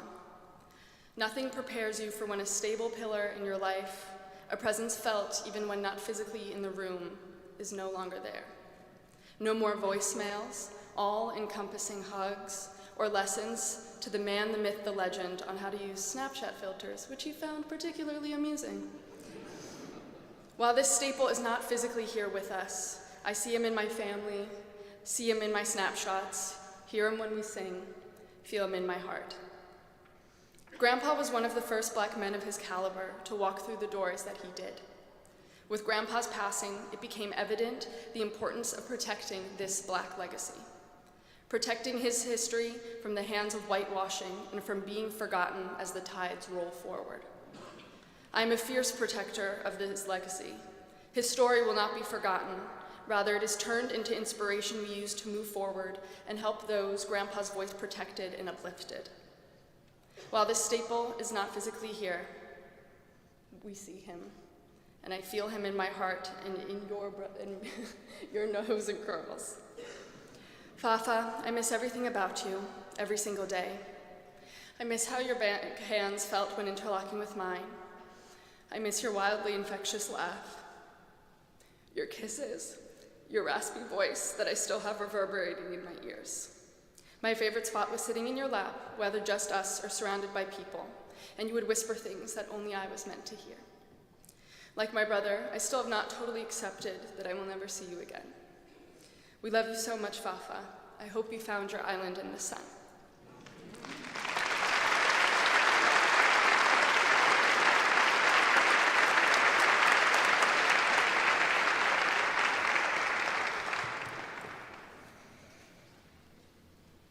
We'll start at the other end of the line now. I am the oldest grandchild, so.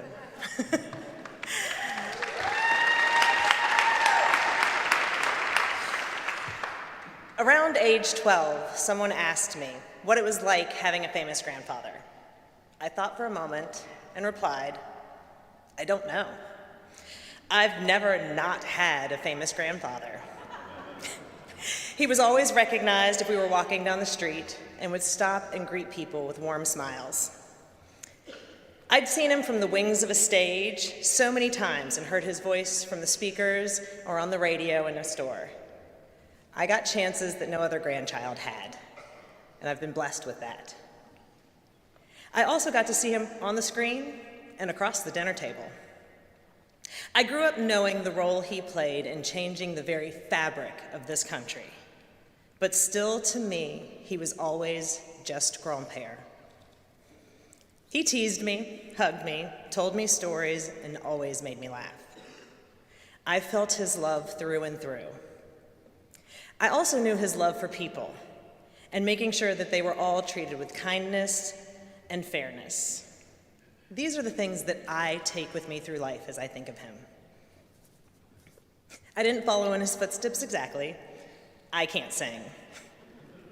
But he did gift me with a view of the world that was for the betterment of all people. I'm an activist at heart. It shows through in the way that I taught the children in my classroom, the projects I do in Southern Africa with my mother, and how I see and treat people every day. The way I view the world today is through his lens. I know he wanted the world to be a place where all people felt welcome and heard. That is a world that I will continue to work to create and hope to see fulfilled one day. Harry Belafonte was an artist, an actor, a singer, an activist, and my grandfather. As the first grandchild, I was blessed not just by having him in my life altogether, but also with the amount of time that I got to spend with him. From going on tour with him, to just traveling around, engaging of his love of shopping or going to the movies, quiet visits at home, and him making dinner just the two of us. I'm happy to say that I will never know what it's like to not have a famous grandfather, because I wouldn't change a moment of my life with him.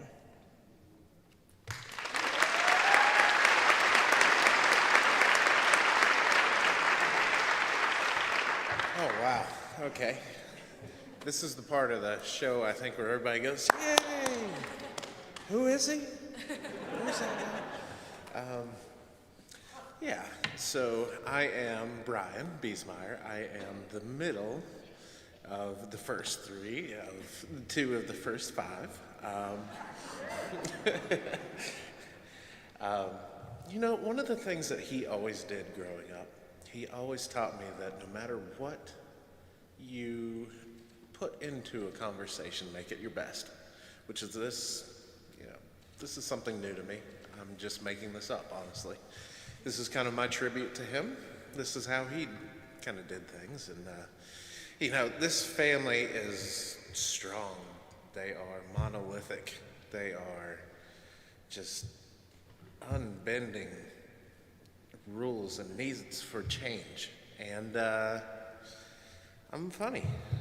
So I got that one from my grandfather. So, that's good. But, you know, it's just one of those things that when somebody asks you, like my sister said, what your grandfather means to you, because that happened all the time. People would come up to you and say, you know, what's it like to have a grandfather like that? And I say, you know, that front door is locked. How do you keep getting into this house to ask me that question? But aside from that, you know, we really didn't know the difference. You know, it was, a lot of people said some things today that I could give you probably answers for. You know, it was very different in this family. We all want to help in some way or another. We do it on small scales, big scales. Sometimes we're not around each other, but when we are, we love fiercely. And that was one thing that he did with all of us. All of us. You know, he took that time, and that moment was yours and yours forever. And I think you all felt that way, everybody in this room at some point or another, from him. Because it was just, he was such a polarizing person. You know, all the way down to, he now has great grandkids. There's 3 at home, and I hope they're doing really well right now and being good for Jen, but probably not. They had a lot of sugar.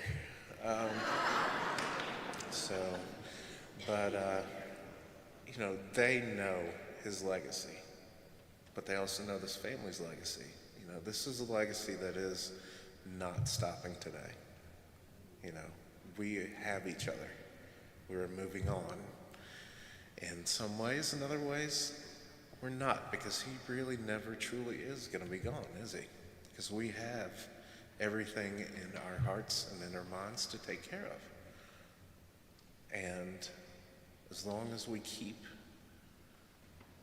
pushing on with anything that we see, injustice, indifference, intolerance, I really think that we can either choose to do one or two things: not do anything about it, pass it on to the next generation, or do something about it now. You know, I do it on a small scale. So, you know, trying to make people laugh is my thing, but, you know, I'll try to keep doing what I can. But I'm getting the Time's Up sign. I love you all. Thank you all for being here.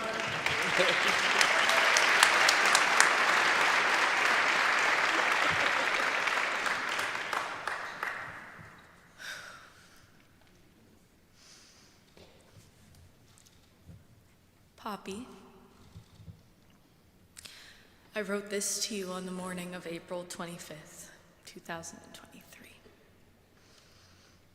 The birds seemed louder this morning, like they all had heard what happened. This was a moment I thought about and I feared. I want to thank you for being my support and always pushing me to do what I love. I am forever grateful for your advice, your knowledge, and wisdom that you were able to impart on me over the past 26 years I got to spend with you. Thank you for our trips together, for gifting me my first camera, reminding me about craft, for asking me why, for teaching me about intentionality, teaching me about art, about music, about humor, about the stage, about doing what's right. I will miss our visits, our chess games.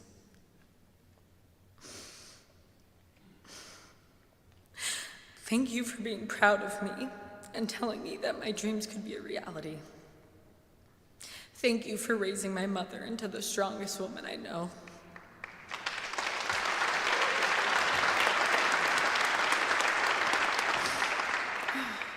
Thank you for teaching me to never settle, to open every door that is put in front of me, and if the door is locked, to find a window. It's been hard to imagine a life without you in it. And I carry you through me. Carry on your work and your legacy. I'm so lucky to have had you as my grandfather. I love you forever, Poppy.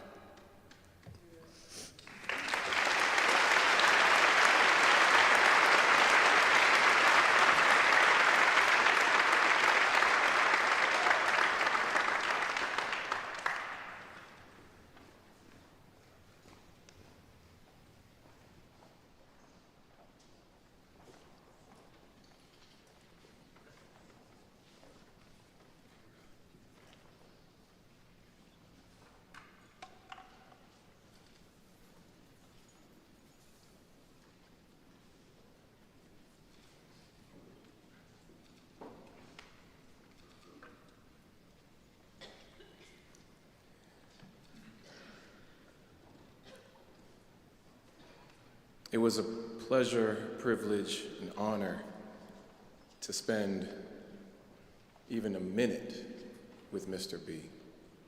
I was lucky enough to have hours. Today I get to sing in his honor songs that he sang. But this next one is very special. Talking to Gina today, I said, this song that you asked me to sing here today, did Mr. B ever sing it? He said no. She said no. She said she's heard it hundreds of times. This is his favorite song. I get to share it with you. It's called The Island.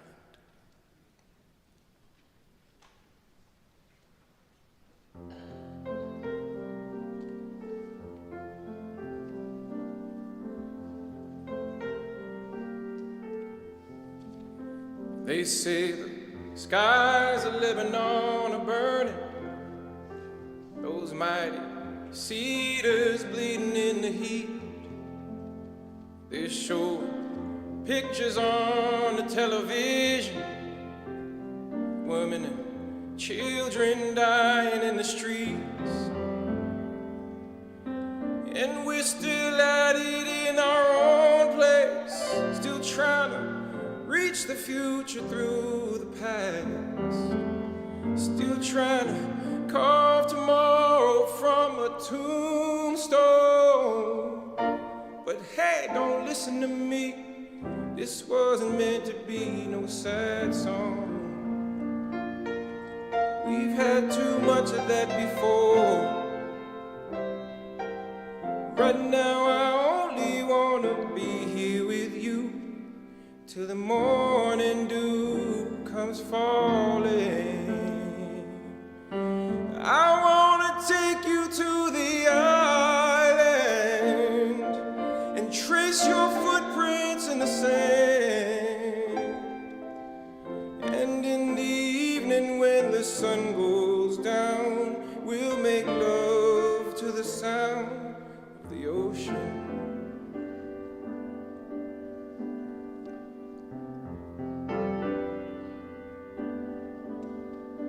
They're raising banners over the markets, whitewashing slogans on shipyard walls, witch doctors praying for a mighty showdown. No way our holy flag is gonna fall. 'Cause up here we sacrifice our children to feed the worn-out dreams of yesterday and teach them dying will lead us into glory. But hey, don't listen to me, 'cause this wasn't meant to be no sad song. I've sung too much of that before. Right now I only wanna be here with you till the morning dew comes falling.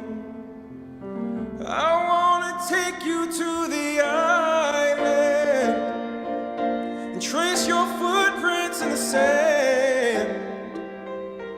And in the evening when there's no one around, we'll make love to sound of the ocean.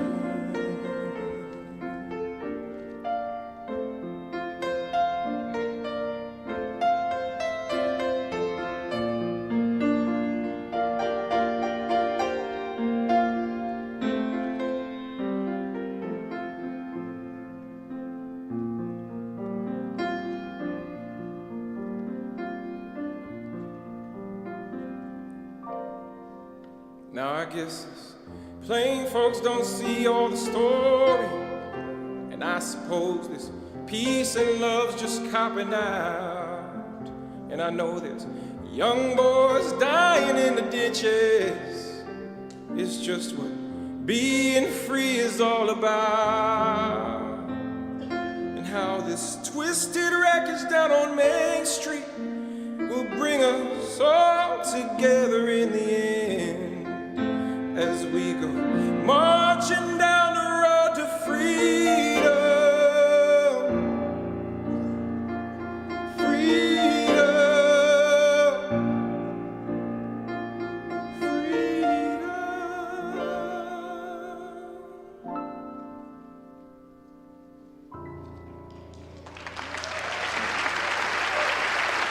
Richard Cummings.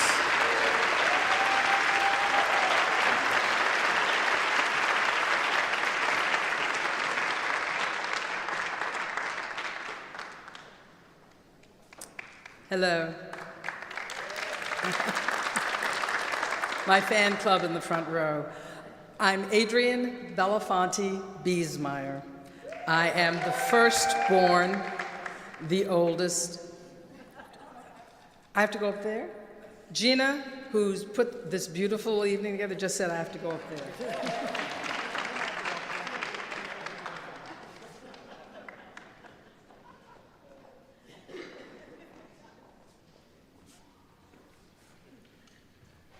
I much preferred that podium because now I have to feel like I have to preach. Preach. As I just said, I'm the oldest of the children, and in my record keeping, I am the oldest of 5 known children. I have 2 brothers and 2 sisters, both whom I love as the sisters go, and I really love the brothers, including the new kid on the block. Now, that will set most of you in the audience going, who is she talking about and where is this going? And that's as far as I'm going to go. You'll have to figure it out on your own.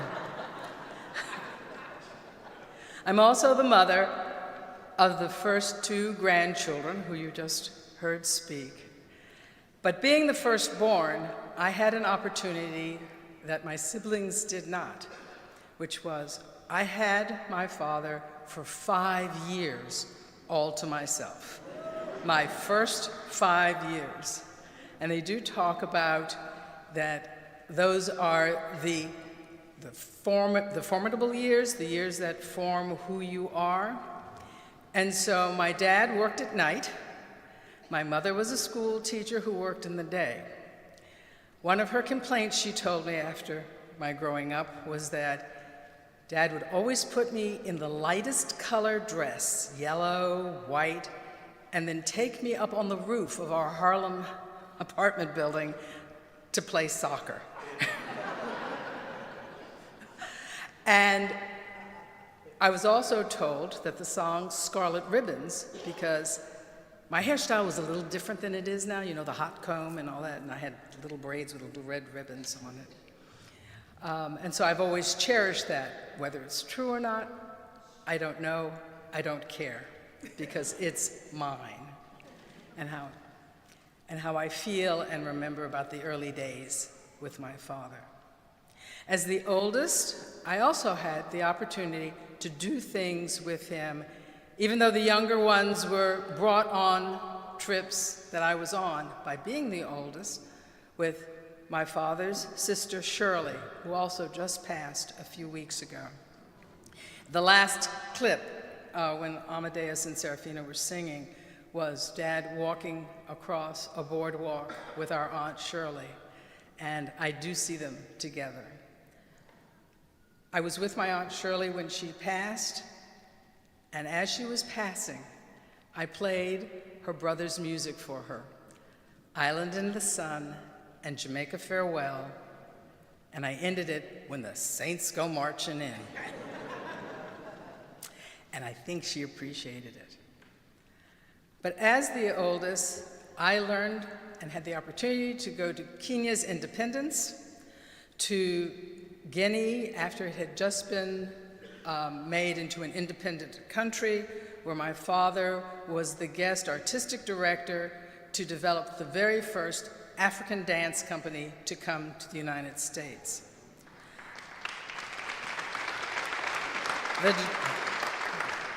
The Djoloba Ballet Company, and it's still in existence. But with this, each one of my siblings has a very special part of my father to themselves, and what they carry forward, and what is their personal legacy that they choose to share with the public. And for me, it was educating Americans that Africa is not a country.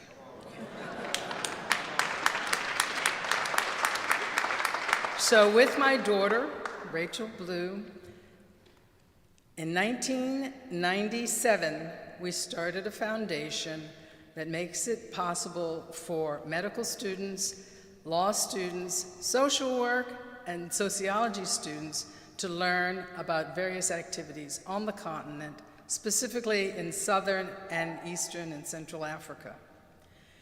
We still are doing that, from Habitat for Humanity housing to taking medical students over to learn how medicine is done in other countries. I'm very proud of the opportunities my father made for me and for my family. And I applaud my siblings for their individual and very specific wants and desires to carry forward our father's intentions for the world. Thank you.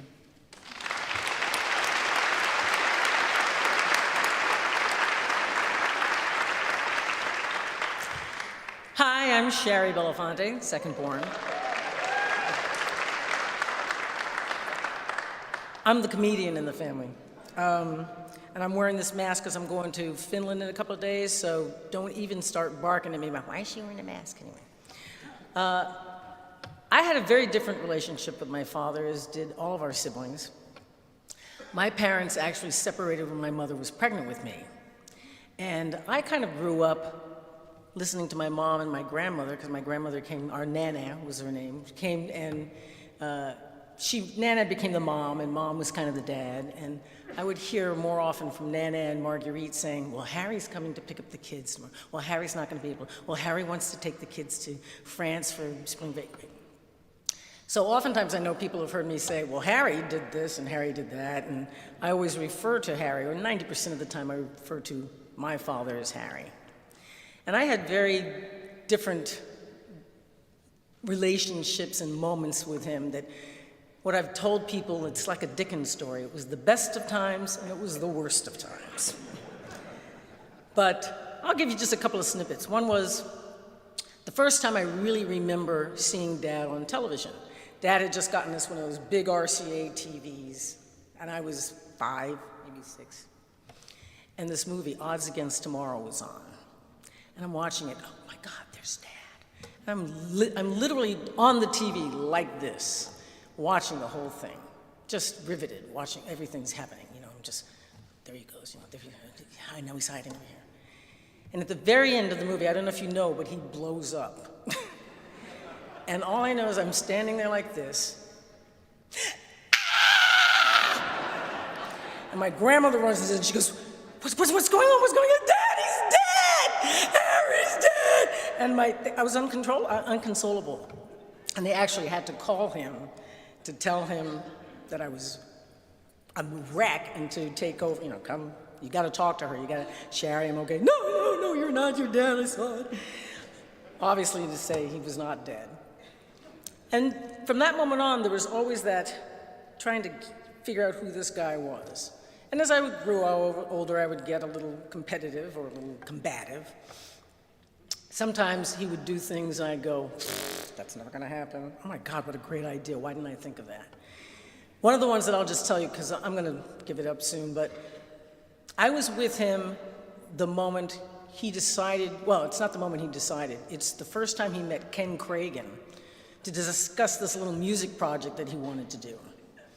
He said, come pick me up. I'm going out to dinner with Ken Cragen. Okay, great, cool, I know. Ken Cragen is Lionel Richie's manager, maybe, I can talk to him about some stuff. We sit at this tiny little restaurant on Melrose Place. I'm sitting here, Ken is here, Harry's here. Harry grabs a napkin, the cocktail napkin, hands it to me and hands a pen and goes, write this down. I'm going, what, now I'm his secretary? All right, fine. He looks at Ken and he goes, Madonna. Madonna? Barbara Streisand.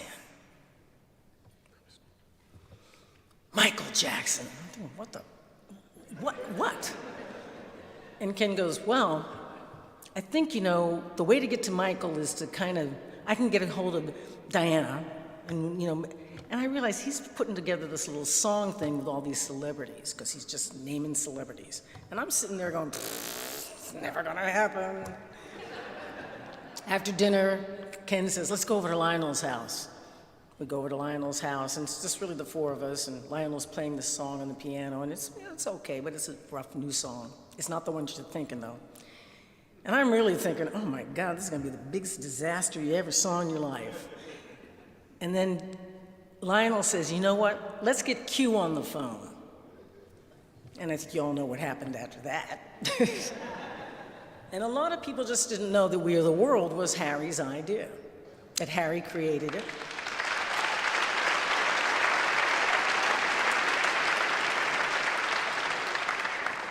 And about 10 years later, I decided I was going to come up with We Are the Children, have the second generation kids in the entertainment industry dance with the Tiny Toons. And I worked my ass off for 2 years to get that to go. And really, we were this close, and then Michael Jackson got into a little little thing with some kids, and they pulled the plug on it. And I went, oh God, this is my comeuppance for saying this, that We Are the World was never gonna work, so. But these are the kinds of things, Harry also, while we didn't always get along, we did, usually humor was the one thing that kept us connected. And in the very end, the last few years that we were together, probably about 3 years now, a lot of my compatriots are here from Screen Actors Guild, AFTRA. I got roped into being on the board, and then on the local board, national board, then in the negotiations committee, which we just went through. I don't know how many of you know, but we just went through one hell of a negotiation.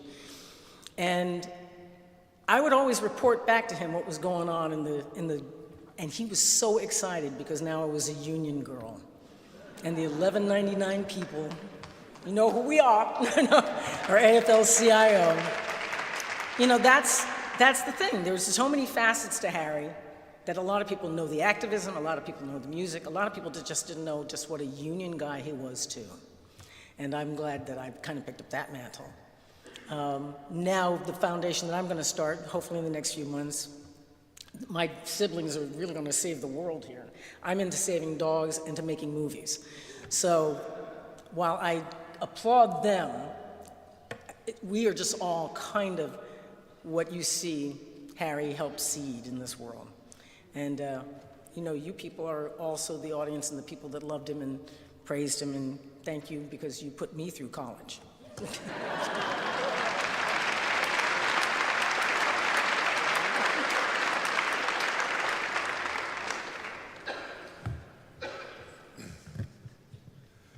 Good evening, everyone. I would like to, first of all, thank you all here in attendance this evening for taking the time and making the effort to pay tribute to our father, who I may refer to as well as Harry from time to time. I've been told that I apparently inherited from my father a tendency to often over-articulate and be somewhat long-winded. So, with that in mind, I will stick to my written word so we can move forward with the remainder of this program in a timely fashion. Professionally, I worked with Harry for nearly 5 decades. With him, beside him. And in that span of time, I was gifted the opportunity to have seen places and been a part of things that were extraordinary. Harry took his platform and created an effective tool through which to connect art and activism, to advocate for social change, sharing his stage and platform with emerging artists, offering them global exposure. Fundamentally, creating access. So beyond acknowledging Harry's many artistic and public service accomplishments, we look to use our best efforts and all resources available to create access and help level a hugely imbalanced playing field, which is in too many instances enormously stacked against people of color. And our motivation to do that work and help create that access is in no small part driven by the monumental commitment of countless women and men over centuries past to the present, not unlike my father, who advocated tirelessly for the kind of changes that we all aspire to see happen. So his passing, and since his passing, there's been a lot to consider in terms of what is possible in furtherance of Harry's legacy, in ways that are meaningful, empathetic by nature, impactful, and hopefully relevant to next generations. To take the best of the man and put it into the work.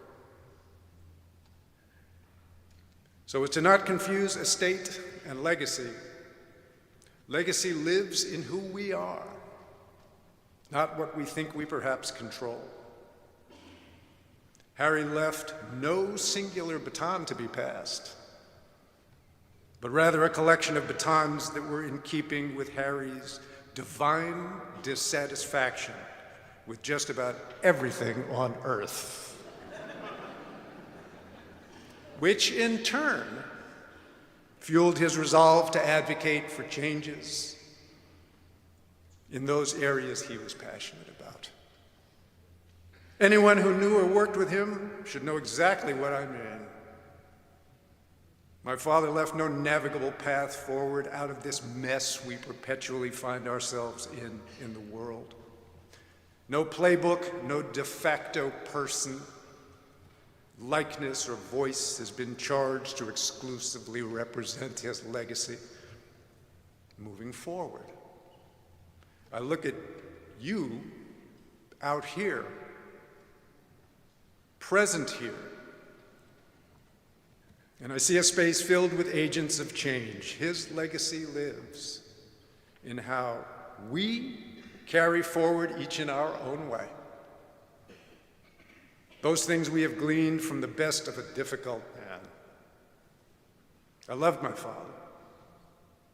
I know where he amazed me, and I know where he deeply disappointed me.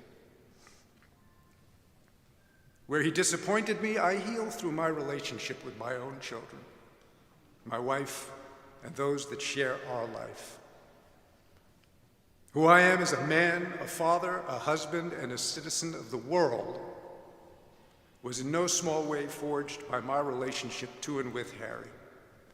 The things that I was exposed to, the things I learned to do, the things I learned not to do, and the many things I had to figure out for myself. Harry's appetite for large-scale vision is legendary. To sit in a pitch meeting with Harry, certainly from my perspective, given the role that I played, was always interesting. He would own the room. everyone hanging on every word. And we're going to part the Hudson River right about Fort Lee. Then march everybody to the other side, where we will then do the impossible. Talk to David, he'll make sure it happens. And in the aftermath of the glorious pitch and all the praise, we would board the elevator to leave the meeting, and as the doors to the elevator closed, Harry would turn to me and often say, "See you on the cross."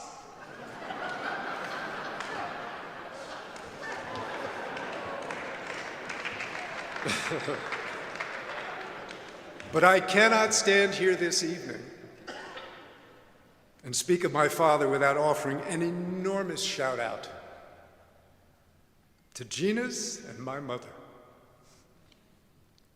a matriarch to Adrian and Sherry, and Harry's second wife, Julie.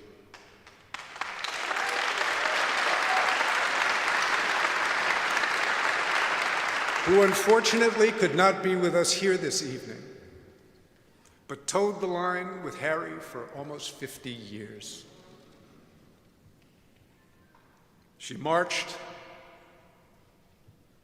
she endured racial hatred and abuse through the years when a high-profile relationship between a black man and a white woman was seriously risky business.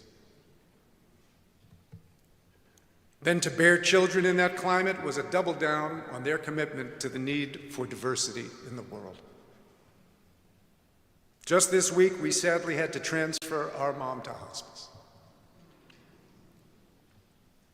It's comforting for us to know that she's getting ready to join Harry after a lifetime together and only months after his passing. When I was born, my mother received a letter from a complete stranger, dated September 26, 1957, postmarked from somewhere in New Jersey. It read, and I quote, "Mrs. Belafonte, congratulations on your nigger baby. You must be pretty low when you couldn't find a white man. You're a real disgrace to white womanhood. You will wake up when the little nigger grows up." Signed, a white woman, a white mother. And today, my wife and children are maligned on white supremacist websites, trolled on social media, and harassed by ignorant people who seem to live and breathe hatred. So I stand here on behalf of Milena and Serafina and Amadeus and myself as we put our best foot forward to represent Harry's legacy through our deeply personal and unique experience of him in ways that are truthful, diverse in mission, meaningful, and created with future generations in mind. To do our best to show a world as we believe it can and should be, because there is no competition when it comes to trying to do good in a world where problems so far outweigh solutions. It has been said that the world would be a far more beautiful place if the eyes could only see the soul and not the body. It is perhaps a time for a fresh assessment. It is time, perhaps, for a fresh assessment of how we look at one another and look at our combined strengths that should arise from our differences rather than normalized dysfunctional arguments and grievances. Optimism has to prevail.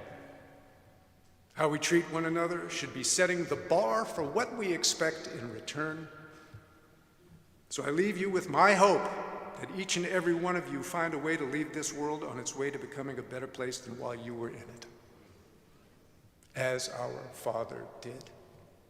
I personally thank you all for taking the time this evening to pay tribute to Harry. And moving forward, we hope his memory helps fuel your resolve to always fight forward. Thank you.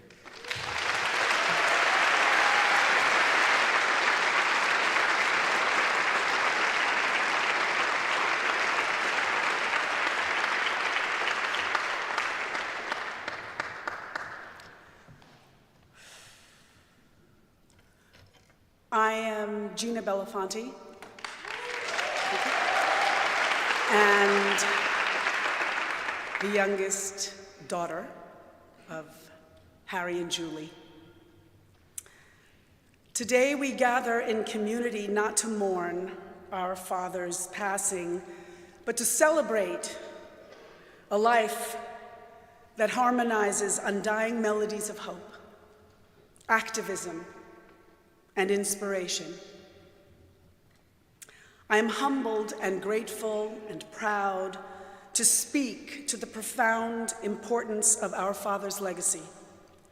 Many of his friends and comrades, including Dr. King, viewed our father as an indispensable partner, recognizing the importance of collaboration and unity in effecting lasting change. His life and work have left an indelible mark on the world through his exceptional artistry, storytelling, and unwavering commitment to social justice. Much of this has been spoken to tonight. So, like my daughter Maria, I will read a letter from me to my dad.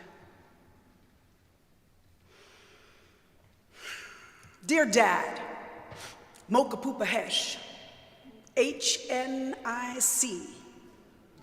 On my word of honor, I'm glad I chose you as a father. I have learned much by your example. First, let me thank you for bringing Tanta Shirley to live with us. She taught me that unconditional love is real. You taught me that a world that still grapples with deep-rooted inequities and inequalities, through art, there is power to transcend boundaries and ignite social change. That art and activism are intrinsically linked, and how you fearlessly used your influence to shed light on issues of racial discrimination, poverty, and human rights violations. This fueled the fire of resistance and inspired me to fight for a better tomorrow.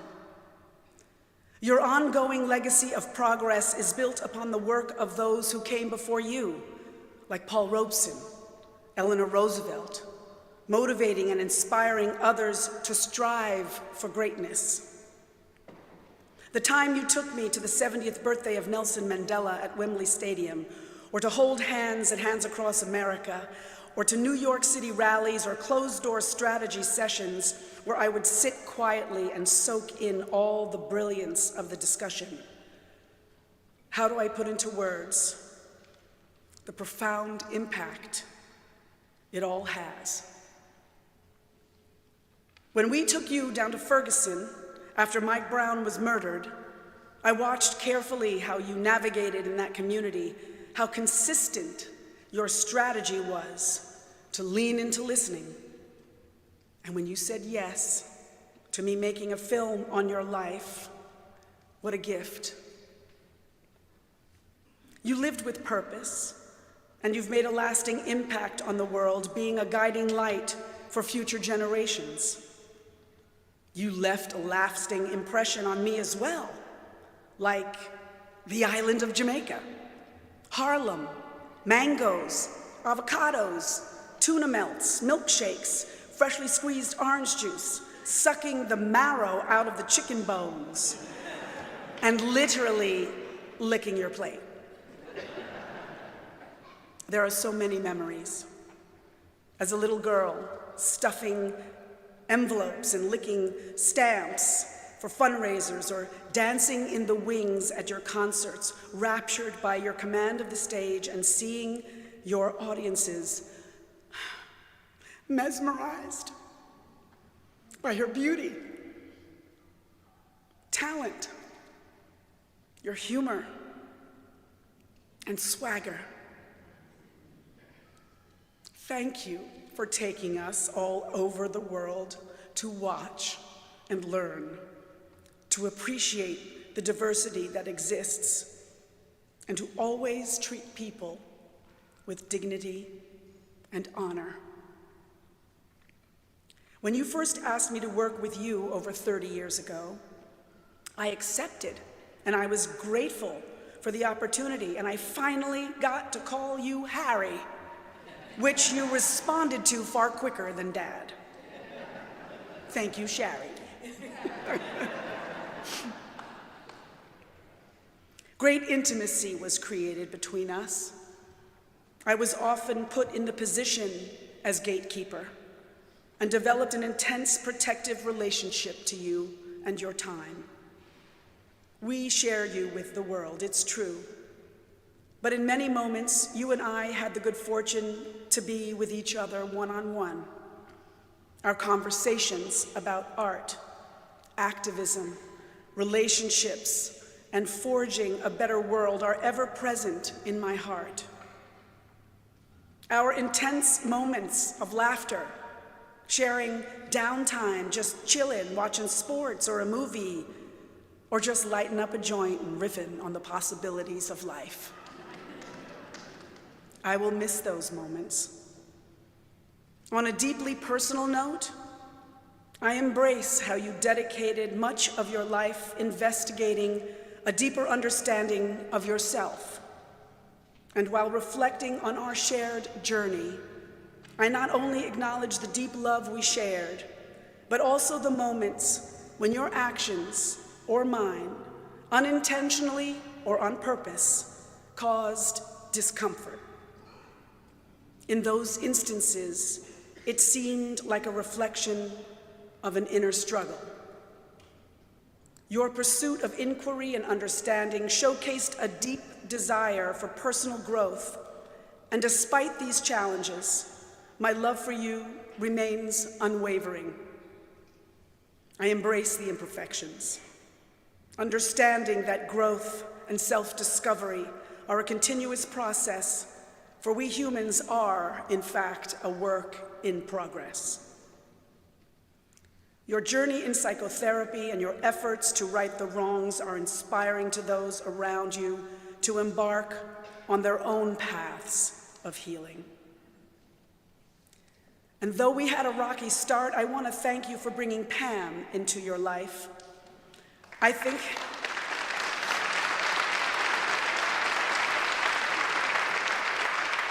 she helped you to realize that love is real and can be trusted, and helped to heal many of the broken parts within you with her devotion and loyalty. You pass to me knowledge, strategy, wisdom, and experiences that have and will continue to inform my work.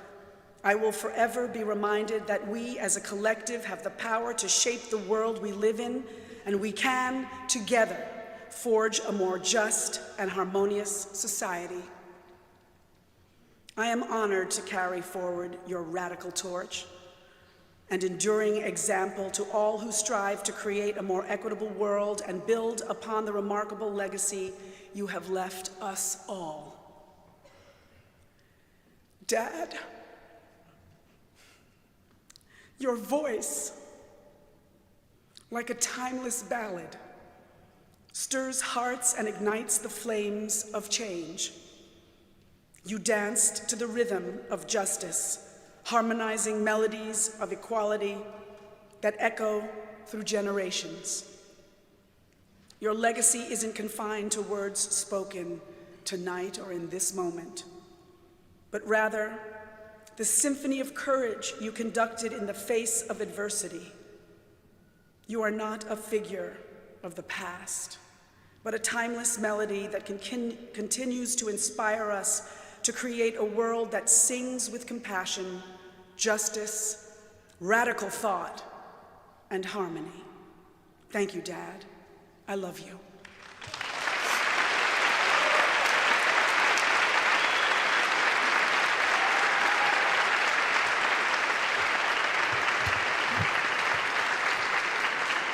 As the oldest, I'm going to take a second go at it because I want to thank our sister Gina, who pulled this event together.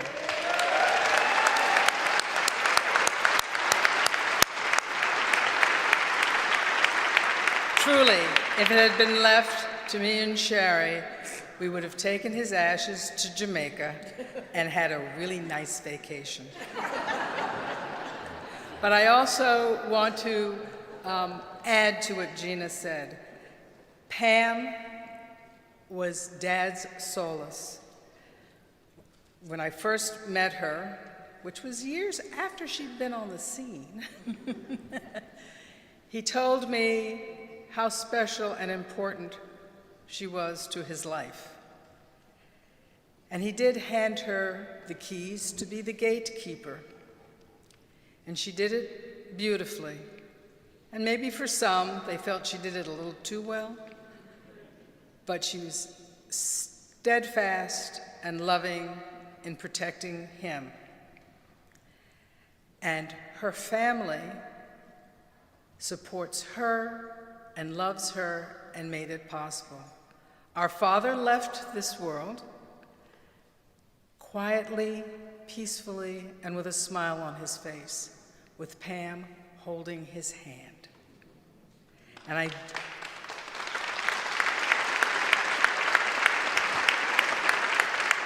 so I say thank you, Pam, and thank you to your family. Just very quickly, our mother, the first mother, was the romantic love. She was the unobtainable because she was a campus queen at Hampton University, and he was a lowly sailor. And he was determined to get her attention. And so with that love, the first love, created me and Sherry. His second love, Julie, who is very important to me and Sherry also. She was his political love. She supported him in marches and political beliefs and things that were difficult for our mother to do as an upwardly mobile African American during the J. Edgar Hoover reign. But Julie gave him something that he really needed and really wanted. And our hearts go out to her because she is in hospice now. But Julie and my mother together worked overtime for the four of us to consider each other brother and sister, as opposed to half brother, half sister.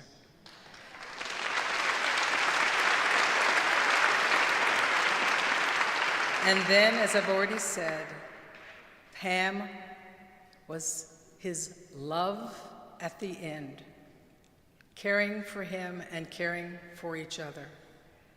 And a love there that is very different from the other two. But in my heart of hearts, I believed Dad, in his own right, his own needs, loved all three of those women in his life. And so I say thank you to my mother, to Julie, and to Pam. And again, thank you all for being here. You all had your own relationship with him.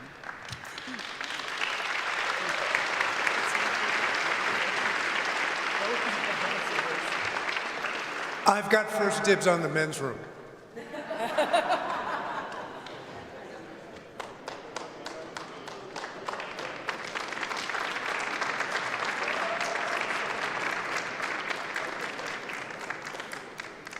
Mr. Belafonte certainly knew the power of art and music to drive change, to inspire the hearts of people around the world, and to speak truth to power. This is a dangerous time.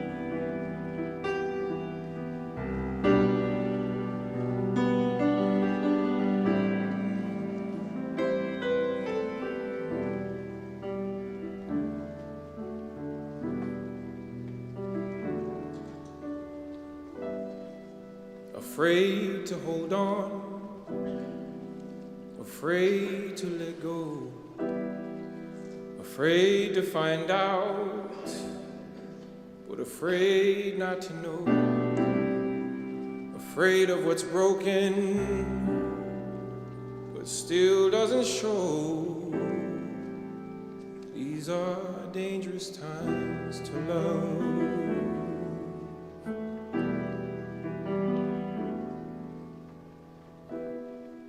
Afraid of the sky, afraid of the light, afraid of the wind that will carry the night, afraid of bad news from the satellite. These are dangerous times to love.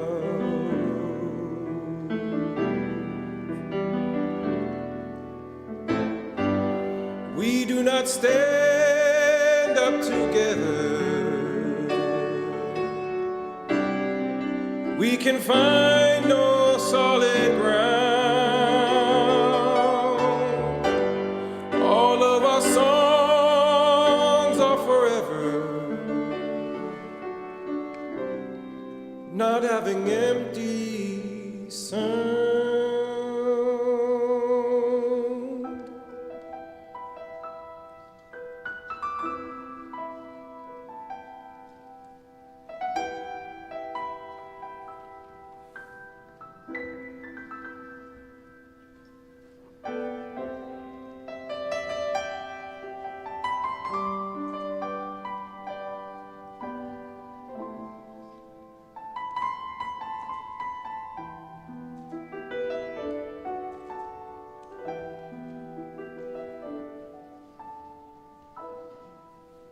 Afraid to hope,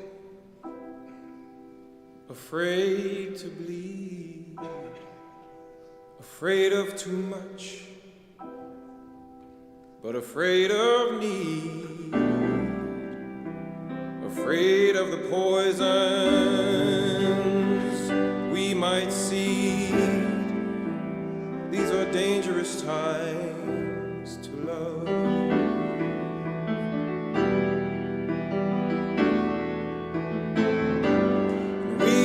Stand up together. We can find no solid ground. All of our songs are forever, not having empty sound.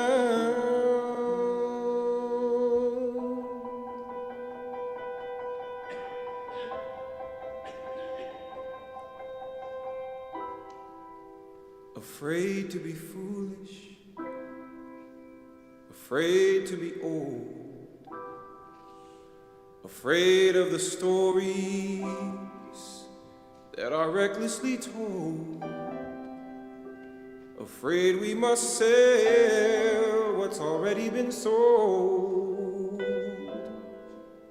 These are dangerous times to love.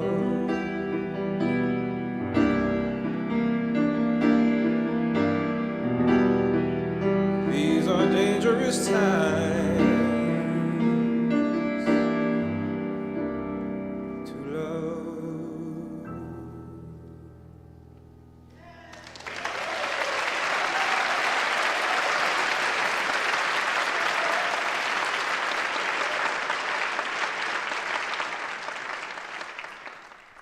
But if you take black people and a black cause and black issue, all we want to really do in our most fundamental of expression is to enjoy the universe. Yet we have the necessity to deal with the oppression, and the oppression keeps getting in the way of love. And love must be evoked in order to redirect the oppression to oblivion.